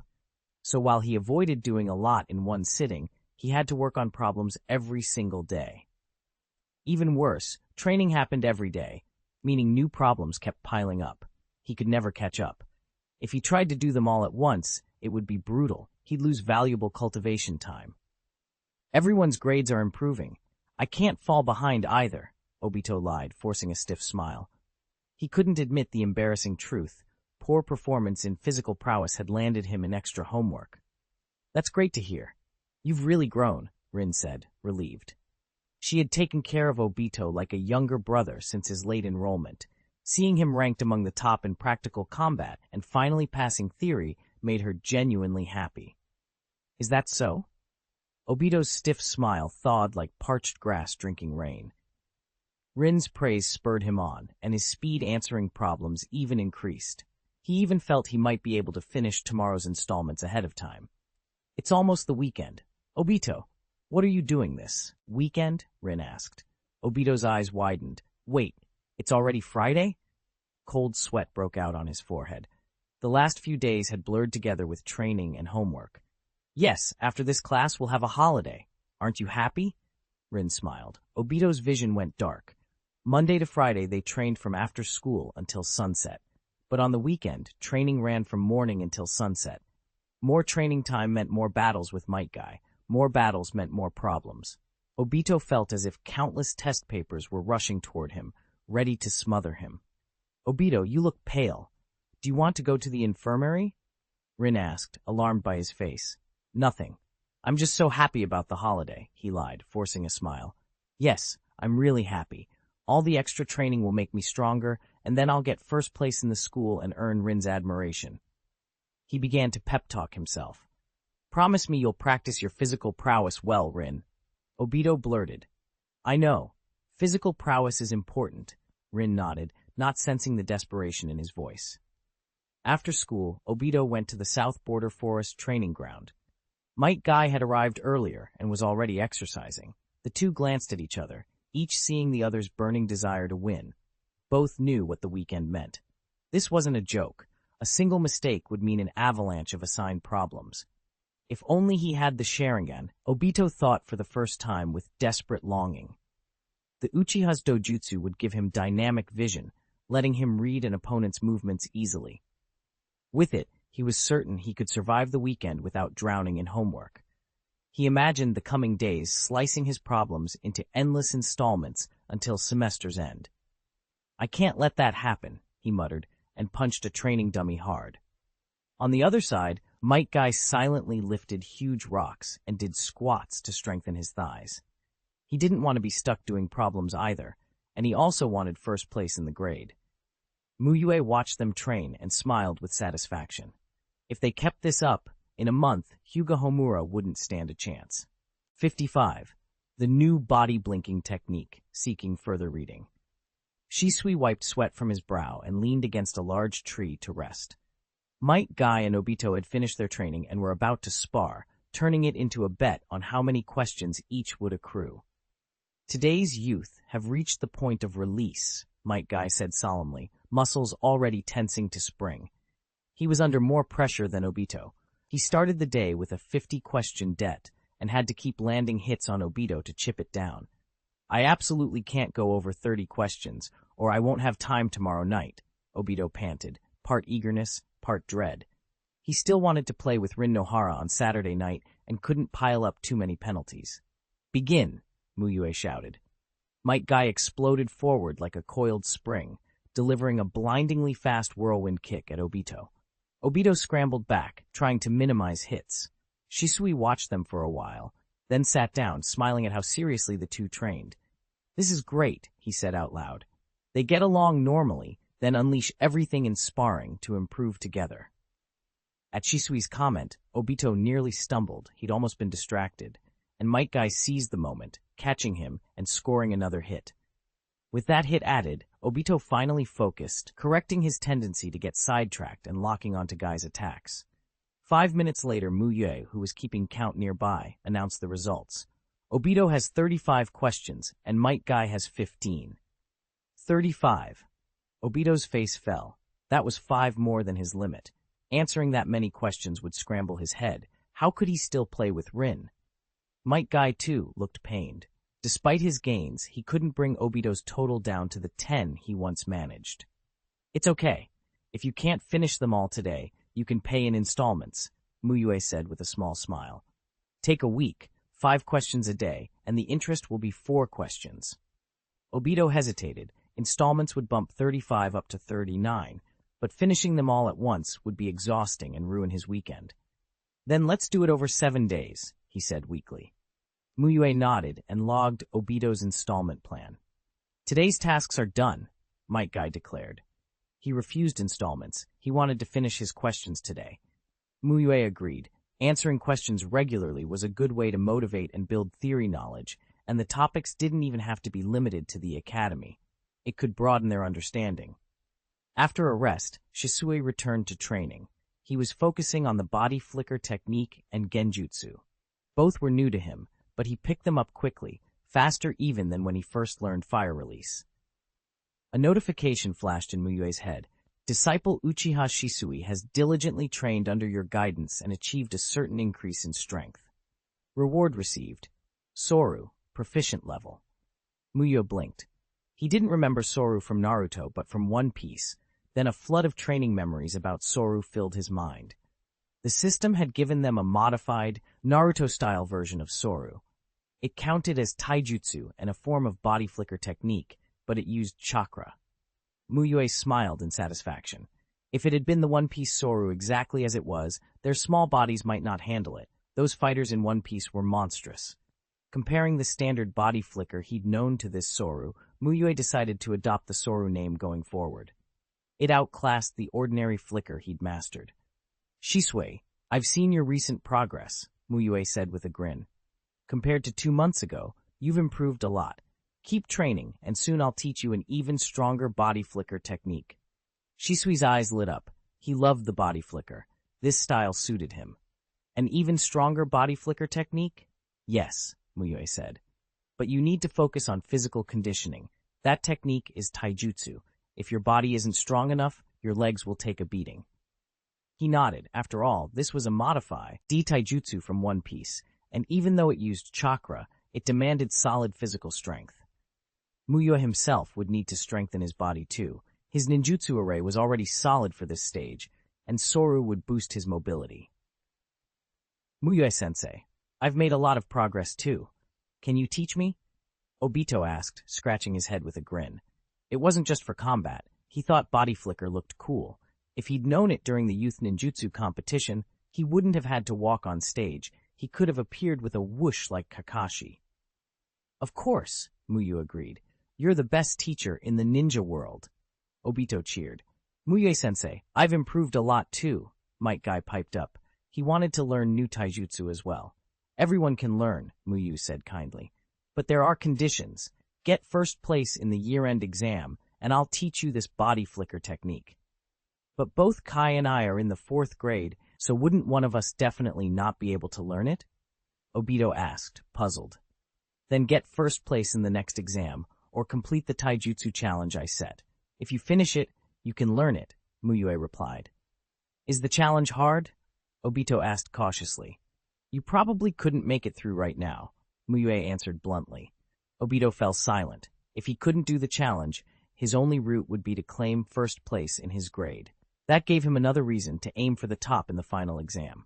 He glanced at Metkai, who flashed a bright smile and gave him a thumbs up. Obito felt a fire ignite inside him. First he'd handle Guy, then Kakashi, and then he'd be Obito Uchiha, the genius. Here are the questions you need to do. Remember to do them well, Mu Yue said, handing Obito his test paper. The spark in Obito dimmed at the sight of the long list. His head swam. And yours, Metkai, Mu Yue added, passing the paper to Guy. Metgai's smile slowly faded as he looked at his black and white test sheet. Not even an Iron Man could endure this. Do you want to go back together? Shisui asked Obito as they packed away their test papers. Shisui, are you heading home early today? Obito replied, mildly surprised. They were both Uchiha, and their homes weren't far apart, but they rarely walked back together. Shisui usually stayed later.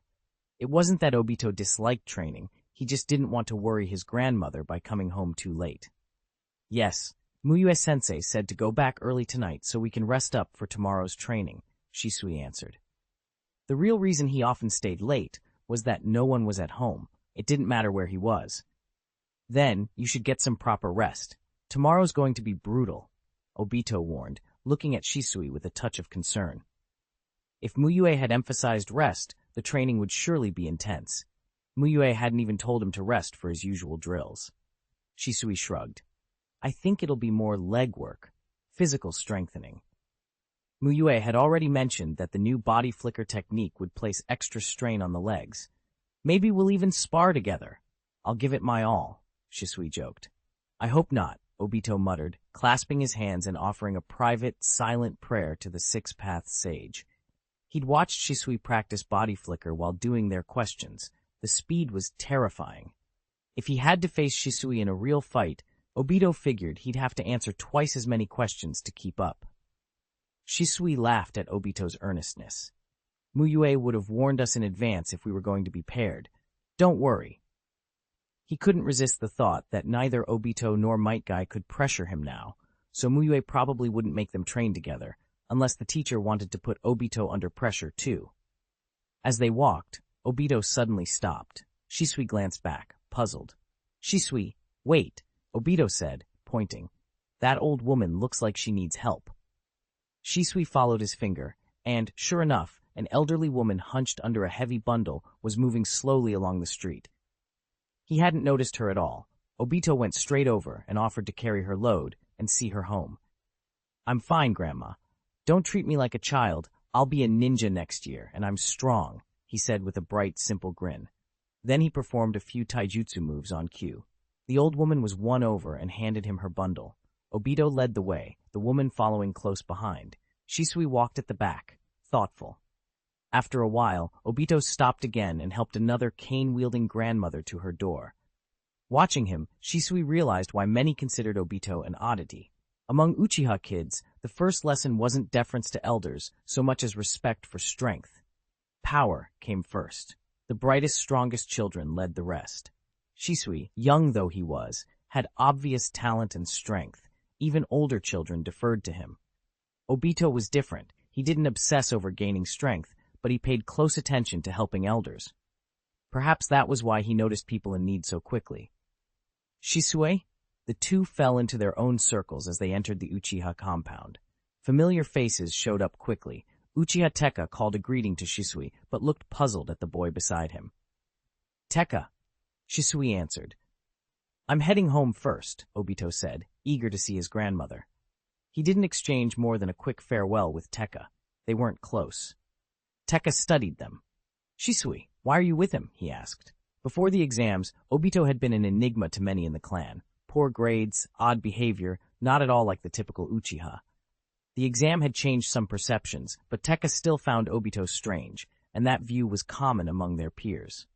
Is something the matter? Shisui asked. Tekka hesitated. It's just, he's that Obito. If you get to know him, you'll see he's a good person, Shisui said without elaboration, then headed home. From where Tekka watched Shisui walk away, he wondered if Shisui had secretly taught Obito some training trick to improve him. Tekka, who'd been pushing himself hard lately to regain face after the final exam, didn't like the idea of being outdone, even by Obito. The next morning they rose early and went to the training ground in the south border forest. As Shisui expected, Mu Yue had planned a lot of physical conditioning. Push-ups, squats, long runs around Konoha swimming, more than Shisui had imagined. Isn't this too much for someone our age? Shisui asked. People might say a ninja's body had infinite potential, but excess training could leave hidden injuries. Obito came over and took in the regimen, then paused, stunned.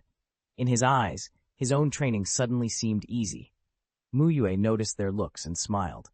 I have a special restorative medicine that relieves fatigue and heals the body after training, he said. What Shisui didn't know was that the medicine was Mu Yue's reward for Shisui's strong performance. The system-supplied secret medicine was limited. Mu Yue kept a few for research and had only a small stock to distribute. Among his 3 current disciples, Metkai followed pure taijutsu, and Mu Yue had originally intended to reserve most of the medicines for him. But seeing Shisui's promise, Mu Yue chose to give Shisui 2 doses to support the intensified regime. Shisui's potential was the greatest of the group. If he entered a rapid growth phase, The chakra feedback to Mu Yue would be significant. Secret medicine? Shisui repeated, surprised. If that was true, the heavy training made sense. Mu Yue wasn't one to overwork his students for no reason. How much does it cost? Shisui asked, half joking. Though his parents and grandparents were gone, they had left him the family's assets. Don't worry about cost, Mu Yue replied with a warm smile. Diligently completing your training is the best reward I could ask for. Hearing the sincerity in Mu Yue's voice, Shisui felt moved. The teacher's warmth reached him in a way even his uncles couldn't. 57. The real exam starts before entering the examination room. Physical training proved far harder than Shisui had expected. He usually ran for exercise, but rarely pushed himself to the point of total exhaustion. Today was different. He'd worked every part of his body. 800 push-ups until his arms felt like they no longer belonged to him. 800 squats until his legs were leaden. 800 sit-ups until his abdomen burned. After finishing the basic set, he slumped against a tree, feeling as if he had lost control of his own body. Watching Metkai train from nearby, Shisui finally understood what he'd always admired from the outside. He never felt the difficulty when watching Guy, but when it was his turn, he learned just how brutal the routine could be. Near the end, he pushed almost purely on will. His senses blurred, his movements were mechanical, and every swing of heavy limbs demanded more resolve. He nearly wanted to use chakra just to help him through it. Sweat blurred his vision, the salt stung his eyes, and every repetition felt like a test he couldn't quit until he hit his goal. 412, 413. He kept counting. Metkai, not far away, was still doing frog jumps. The two had started training around the same time, but Guy's regimen was even more severe. Where Shisui did ordinary push-ups, Guy did push-ups with a stone on his back, and even then he completed more repetitions in the same time. When Shisui finally exhausted himself and had to rest, Guy still had energy to spare. In pure taijutsu, Shisui knew he could probably hold his own against Guy, perhaps be stronger in technique, but in raw physical endurance, he was clearly outmatched. When Guy paused, Shisui couldn't help but ask, "Guy, did you always train like this? How can you handle such massive volumes?" Guy nodded. "I started before I even entered ninja school. My father trained me." Hearing that, Shisui felt a sudden pang of envy and melancholy. He had no parents at that age. He was pretty sure, if they had lived, they would have taught him the same things. Guy noticed the expression and grinned. "Shisui, do you feel like you can't finish? I have a training secret. Want to hear it?" Shisui was intrigued. "What secret?" "Impose self-restraint," Guy said. "Treat each session as a challenge. If you don't complete it, you accept a punishment, like doing an extra 500 push-ups if you fail to finish 3,000 on time." Shisui thought it over. Forcing yourself with constraints was indeed an effective method. It reminded him of Mu Yue's approach to solving combat problems. He hadn't expected someone as rough as Metkai to use such a strict motivational method. "That's clever," he admitted. Guy scratched his head and laughed. "My father taught me that. Whenever I face something difficult, I have to impose self-restraint." "Your father must be a strong jonin to raise you like that," Shisui said admiringly. Guy laughed again. "Haha, he's just a genin, but to me he's amazing." "Genin?" Shisui blinked, surprised and even more curious. Given Guy's age, his father should be at least in his late 20s. Remaining a genin that old was unusual. "I also have a chakra application technique for taijutsu," Shisui offered. "We can swap training ideas." They continued trading techniques and grins until the scene shifted. In classroom 1 of first year, Mu Yue wrapped up his ninjutsu theory lecture. "That's all for today's class. Final exams are in 2 weeks, so review well and prepare." He had actually finished the material a week early by teaching quickly and left them 2 full weeks for revision. Anko called out playfully, "Mu Yue-sensei, don't forget my dango." "Do well on the exam, and you'll get your dango," Mu Yue replied with a smile. "Kotetsu wants snacks," someone else piped up. "Study hard, and there will be plenty of rewards," Mu Yue said as he tidied his notes. At dismissal, the bell rang and a system message chimed into the room. Lek evaluation. Ray, Ward, Fire Release, Phoenix Sage Flower Claw Crimson. Mu Yue eyed the new fire release technique with quiet approval. It was practical and worth learning. Outside, the students debated how to spend the 2 weeks. 2 weeks of reviewing just thinking about it is exhausting, Kotetsu Hagane complained. Then don't review. You were paying attention in class, right? Izumo Kamizuki suggested. He discovered a girl he liked who was in a higher class and planned to get first place in theory so he could approach her as the top student. Kotetsu was his main rival. Kotetsu played along. My older cousin told me sometimes not reviewing and going into the exam relaxed gets better results, he said, hoping to trick Izumo into slacking so he could steal first place. Anko brightened. Really? That sounds tempting. Both Kotetsu and Izumo nodded in agreement. Anko turned to Shisui. Shisui, do you usually review for exams? Shisui shook his head. He felt he absorbed everything during class. Seeing Shisui, who'd topped the last theory exam, say he didn't study made Anko's eyes light up. Then let's go play this weekend, she invited. Kotetsu waved his hand. No, I have things to do at home this weekend. He meant studying. Despite his earlier protestations, he wouldn't give up on first place. What about you, Izumo? Anko asked. Izumo shook his head. My family is busy. I can't go either. Both of them lied easily. They fully intended to stay home and grind through the material. Having successfully convinced her friends to skip review, Anko didn't doubt their answers. Fine, then I'll find other people to play with. Outside the classroom, the real exam had already begun. Not just the written test in 2 weeks, but the trial of whether you prepared at all. By choosing play over preparation, Anko had already been eliminated. Finally! It's finally done. Obito couldn't help cheering as he finished the last problem. After more than 10 days of non-stop work, he'd finally cleared the installment assignments. From now on, he wouldn't have to slog through new problems every single day. What's all this racket? Uchiha Obito, what are you yelling about? Sit up and answer the question. Ikeya-sensei snapped, startled. Obito, who'd already finished the question, answered correctly without thinking. The teacher could only nod and let him settle down and listen to the lesson. Rin, let's go out tonight, Obito said with a mischievous grin as soon as class ended. Tonight? Tomorrow's Saturday. How about we go out then? Rin Nohara suggested. Huh? Is it the weekend again? Obito blinked in shock. He'd just finished those installments. How could it already be time for new ones?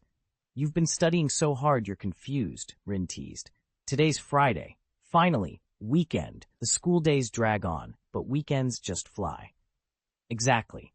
Even long school breaks don't feel as short as 5-day weeks, another student muttered. Obito felt like his weekdays had been stolen. Every week blurred into Friday before he noticed. Still, he pushed for tonight. Rin, let's go tonight. I have to train tomorrow during the day, and I might not have much energy at night.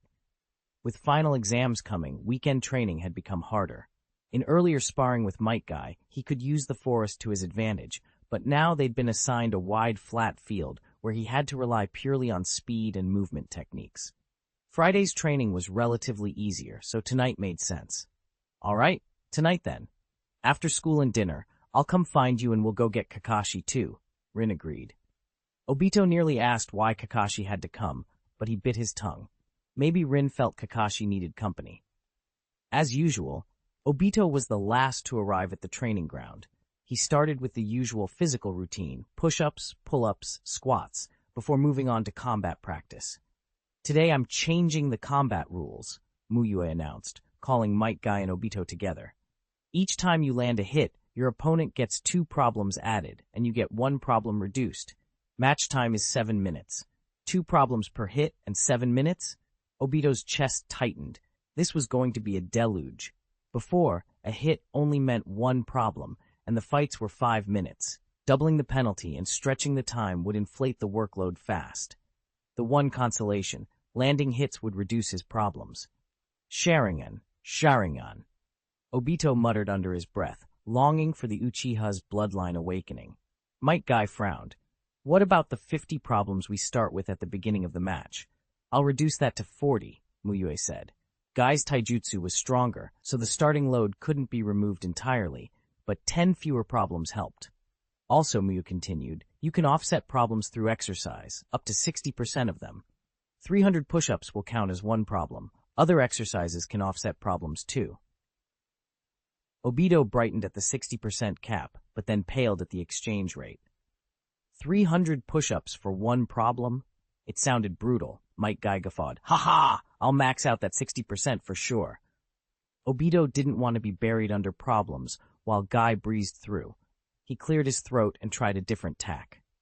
Mu Yue-sensei, offsetting problems with exercise should encourage better training. It should be based on individual progress, not a flat number. Mu Yue nodded. That's reasonable. Guy, your rate will be different. One problem for you will require 1,000 push-ups. Guy's grin froze. Obito gave him a playful thumbs up. You want to train harder, right? I'm doing you a favor. An all-out fight then? Guy said, stretching, clearly ready to go 120%. 7 minutes later, the match ended. Obito, 100 problems. Guy, 20 problems, Mu Yue announced. Obito, I know you wanted or problems to study. No need to thank me, Guy said, grinning and flashing his thumbs. Obito wanted to smack himself for that earlier favor. He'd essentially signed up for a mountain of work. There was simply no way he'd finish it all in one day. He could only offset some with training and put the rest on installments. Since Rin had said she wanted to drag Kakashi along, Obito asked Guy if he wanted to come too. Guy refused. He'd already arranged a night run with Shisui, but they ran into them later that evening. While Obito and the others were playing, they spotted Shisui and Guy jogging by. Shisui, trust me, try this bodysuit next time. It's perfect for training, Guy enthused, striking a pose. Shisui looked at him, imagined himself in that green outfit, then quickly shook his head. No thanks, too strange. Kakashi peered over. Who's that next to Guy? Our Uchiha genius, Obito said loudly, puffing up. Someone even more talented than you. Kakashi glanced at him and deadpanned. Then what are you, the Uchiha dead last? I'm not Uchiha's dead last. I placed third in the last grade-level practical exam. Yearly. Obito blurted out as soon as he saw Kakashi still thinking of him as the same kid from before. Mu Yue began tutoring him. If third place is dead last, then only 2 people in the whole grade wouldn't be dead last. I was careless last time. Next time I'll be first. Kakashi blinked. Third in the grade was hardly last. Considering Obito's showing in the youth ninjutsu competition, third sounded about right. But Kakashi couldn't resist needling him. I honestly don't know if third counts as dead last, Kakashi said. I've always been first, so I wouldn't know what third feels like. Obito opened his mouth and had nothing to say. It was the truth. Kakashi had dominated ninja school, always first. Kakashi rubbed it in a little more. By the way, was your theory exam third too? Mine was first. An arrow of embarrassment hit Obito. Theory tests were his eternal weakness. With Mu Yue's help, he barely passed. He wouldn't admit that to Kakashi, so he tried to be stubborn. I didn't sleep well the night before the theory exam, so I did a bit worse than the practical, but next time will be different, he said. How much worse is a bit worse? You didn't even pass, did you? Kakashi asked, knowing him well. Obito blurted it out before he could stop himself. No, just barely passed. That's only a little worse than third place, huh? Your little is pretty big, Kakashi said with a small smile. Obito fell silent. If he ever became Hokage, he swore he'd abolish those theory tests. They were torture. Obito's been studying hard lately, Rin piped up in his defense. I see him every day. His final scores could jump up a lot. Instantly cheered by Rin's support, Obito felt like the world was beautiful again. Even the retreating figures of Metkai and Shisui looked kind of cute. Then a new worry struck him. Wait, Guy and Shisui are training, and I'm here arguing with Kakashi, wasting time? Obito fretted. If one of them kept training and he stayed the same, Guy would surpass him, and then he'd have even more problems to solve and even less time to play with Rin. He thought it through in his usual roundabout way. Playing with Rin means I have more problems to work on. More problems to solve means less time with Rin. So playing with Rin means less time with Rin. The logic made his head spin. Obito couldn't understand why Guy and Shisui were training together at night. One was his clanmate, the other his classmate. How had he become the outsider? He remembered they had invited him, but he had refused to go play with Rin. Torn, he wondered how to fix it. Then he looked at Kakashi and had an idea. No matter how much he pretended otherwise, Obito admitted Kakashi was amazing. He graduated at 5 and became a chuunin at 6. By their second year at ninja school, Kakashi had already been promoted to chuunin, on par with the teachers. If he could learn from Kakashi, maybe he could catch up to Guy. Kakashi, Obito asked, if your opponent is faster and stronger than you, what do you do? Create distance and use ninjutsu, Kakashi replied. But if you can only use taijutsu, Obito added. Why would I limit myself if I can use ninjutsu? Kakashi shrugged. Obito scratched his head, inwardly fuming. Because at that point your chakra's almost gone and you can't use ninjutsu, he said after thinking a moment. Then you confront him head on. Why would you do that? If you're both weaker and slower, how does charging in help? Obito pressed. That way you die more gloriously. Kakashi shot back bluntly. You think taijutsu doesn't use chakra? Obito was flustered. Kakashi refused to play by his rules. After a bit more teasing, Kakashi softened. If your stamina and speed are inferior, you have to focus on movement and technique, Kakashi said. Combat is about how you hit the enemy and how you stop the enemy from hitting you. Movement helps you evade hits and avoid injury, and stronger technique can make up for lack of raw power. Obito Fei, Leet, Kakashi's words made sense, though they were a little vague. He had heard similar advice from Mu Yue. Kakashi guessed what was really going on. Are you going into a competition that only allows taijutsu and someone stronger than you? He asked. It's not a competition, it's a practical exam. Both of my strongest rivals favor taijutsu, Obito replied, hiding the truth. He didn't want Kakashi to know the exam was a punishment of problem-solving by fighting. If Kakashi knew, he might laugh instead of helping. If you really want to improve your taijutsu, I don't mind helping, but I doubt you can handle how hard it is, Kakashi warned.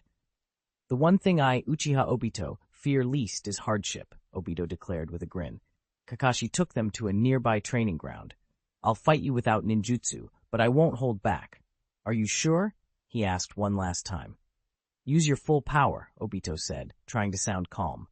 He mostly wanted to test Kakashi's strength. Kakashi's ninjutsu was superior, but in pure taijutsu, Obito hoped the gap wouldn't be huge. All right, I'll start then. In the next instant, Kakashi used the body flicker technique, appearing right in front of Obito and sending him flying with a kick. Obito, who'd been chatting with Rin seconds before, was dazed. He brushed off the dust and muttered, I was careless. I didn't dodge. Continue. A minute later, Obito lay covered in dirt and smeared with footprints. With Rin watching nearby, he forced a relaxed expression, stood up, and shouted each time, Continue. Rin looked at the two of them, now in rhythm, and felt a little out of place, unnecessary even, as their sparring drowned out her presence. Chapter 60. Learn the Art of Sealing, Seeking Further Study. On Sunday afternoon, after finishing his disciples' training, Mu Yue headed to the main district. Not home, but straight to Minato's place. The night before, when Kushina and Minato had dinner at Mu Yue's house, they told him they'd nearly finished practicing the braised pork with preserved vegetables and planned to make it properly the next afternoon. They'd invited him to come watch if he had time. Mu Yue arrived to find them just finishing the boiling stage and preparing to color the pork with soy sauce. As he stepped forward to help, Kushina stopped him. Mu Yue, just watch. If there are any mistakes, point them out. No need to help, she said. With Tenten often freeloading dinners at Mu Yue's house, Kushina felt a little awkward letting him do the work. Minato brought out a fruit plate, poured Mu Yue a glass of water, and smiled gently. Mu Yue, don't help today. Be our supervisor. They both seemed determined to do it themselves this time. Mu Yue grinned. Fine, I'll be lazy, but use a skewer to poke small holes in the rind before pouring the soy sauce. That helps the braised pork absorb more flavor, and it makes the rind more porous when you fry it later. Kushina and Minato had overlooked that minor detail. With Mu Yue's reminder, they went through each step in order, deep frying, slicing, preparing the sauce, steaming. By the time they finished, it was dark. Braised pork with preserved vegetables is delicious, but it's really a bother to make, Kushina sighed. Mu Yue, you must be starving. I wasn't doing any actual work, just watching, Mu Yue replied modestly. Minato carried the finished dish to the table. Teacher Mu Yue, time to grade our work, he joked. You've watched us all evening. Taste what we've done. But Mu Yue let them eat first. Kushina, too hungry to be formal, said, Then let's eat together. And the three served rice, called out, I'm eating, and dug in. Yes, fatty but not greasy. Kushina's face lit up as she bit a piece of meat and chased it with rice. She felt proud. Her time had not been wasted. Though she still thought Mu Yue cooked better, she always did, she wasn't upset about being a little behind the best in the world. When Jiraiya-sensei returns, I have to make this for him, Minato said between mouthfuls. He was pleased and wanted to share it. Mu Yue tasted it and nodded approvingly. Overall, it's well done. No major problems. He wasn't just flattering them. The dish wasn't overly complicated, and with a little guidance, it naturally turned out well. The awkwardness that followed was that the braised pork was eaten fast, and they all stared at empty plates. Oh no, I forgot to make anything else, Minato realized. I was too focused, Kushina admitted with an embarrassed smile. I'll stir-fry 2 dishes, Mu Yue offered, getting up. Kushina hesitated. But you're our guest. How can we let you cook? Then should I go home, cook, and bring it over? Mu Yue suggested with a smile. Minato stood up to wash the vegetables. Kushina thought of Mu Yue's cooking skills and finally couldn't refuse. She glanced at him and, suddenly sincere, asked, Mu Yue, aren't you interested in sealing technique?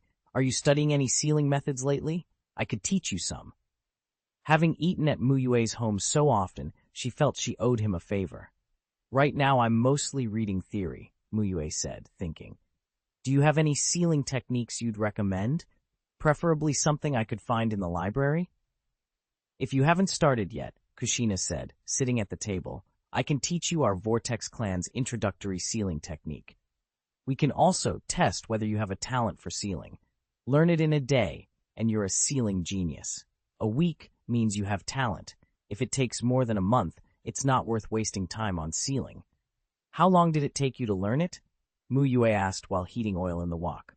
1 day, Kushina replied proudly, waiting for his reaction. Then you're a sealing genius, Mu Yue said.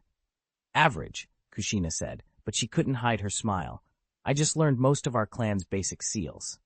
After dinner, Kushina handed Mu Yue a scroll and went to wash the dishes, leaving Minato to explain. This sealing technique is called one-finger sealing, Minato said. It creates a seal quickly that can block chakra, but its binding strength is weak and easy to break, so it's mostly for introductory training. It doesn't have much practical combat use. Minato wondered, was the technique really that simple, or did Mu Yue simply have a knack for seals? Mu Yue only asked the occasional question, listening more seriously than Minato expected.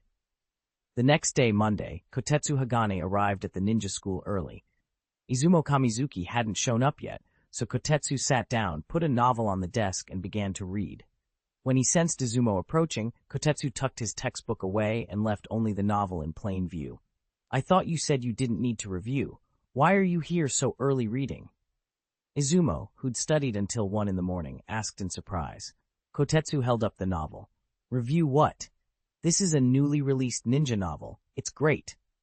Izumo glanced at the cover and laughed. Reading to relax is a good choice. Kotetsu inwardly relaxed. His top ranking felt more secure by the minute. He even planned to buy Kotetsu a bestseller and have him read novels for 2 weeks, just to keep him from studying. Kotetsu, you look worried. Did you stay up late studying? You shouldn't. It's bad for your health and your scores, Kotetsu said with feigned concern. No, I was playing games with my cousin last night and lost track of time, Izumo admitted casually. Playing games to relax? Not bad, Kotetsu said, smiling. The more Izumo flirted with distractions, the safer Kotetsu's first place seemed. He decided to learn what games Izumo liked after school and get him playing daily for 2 weeks. What novel? What game? Anko, who had just entered the classroom, asked, curious.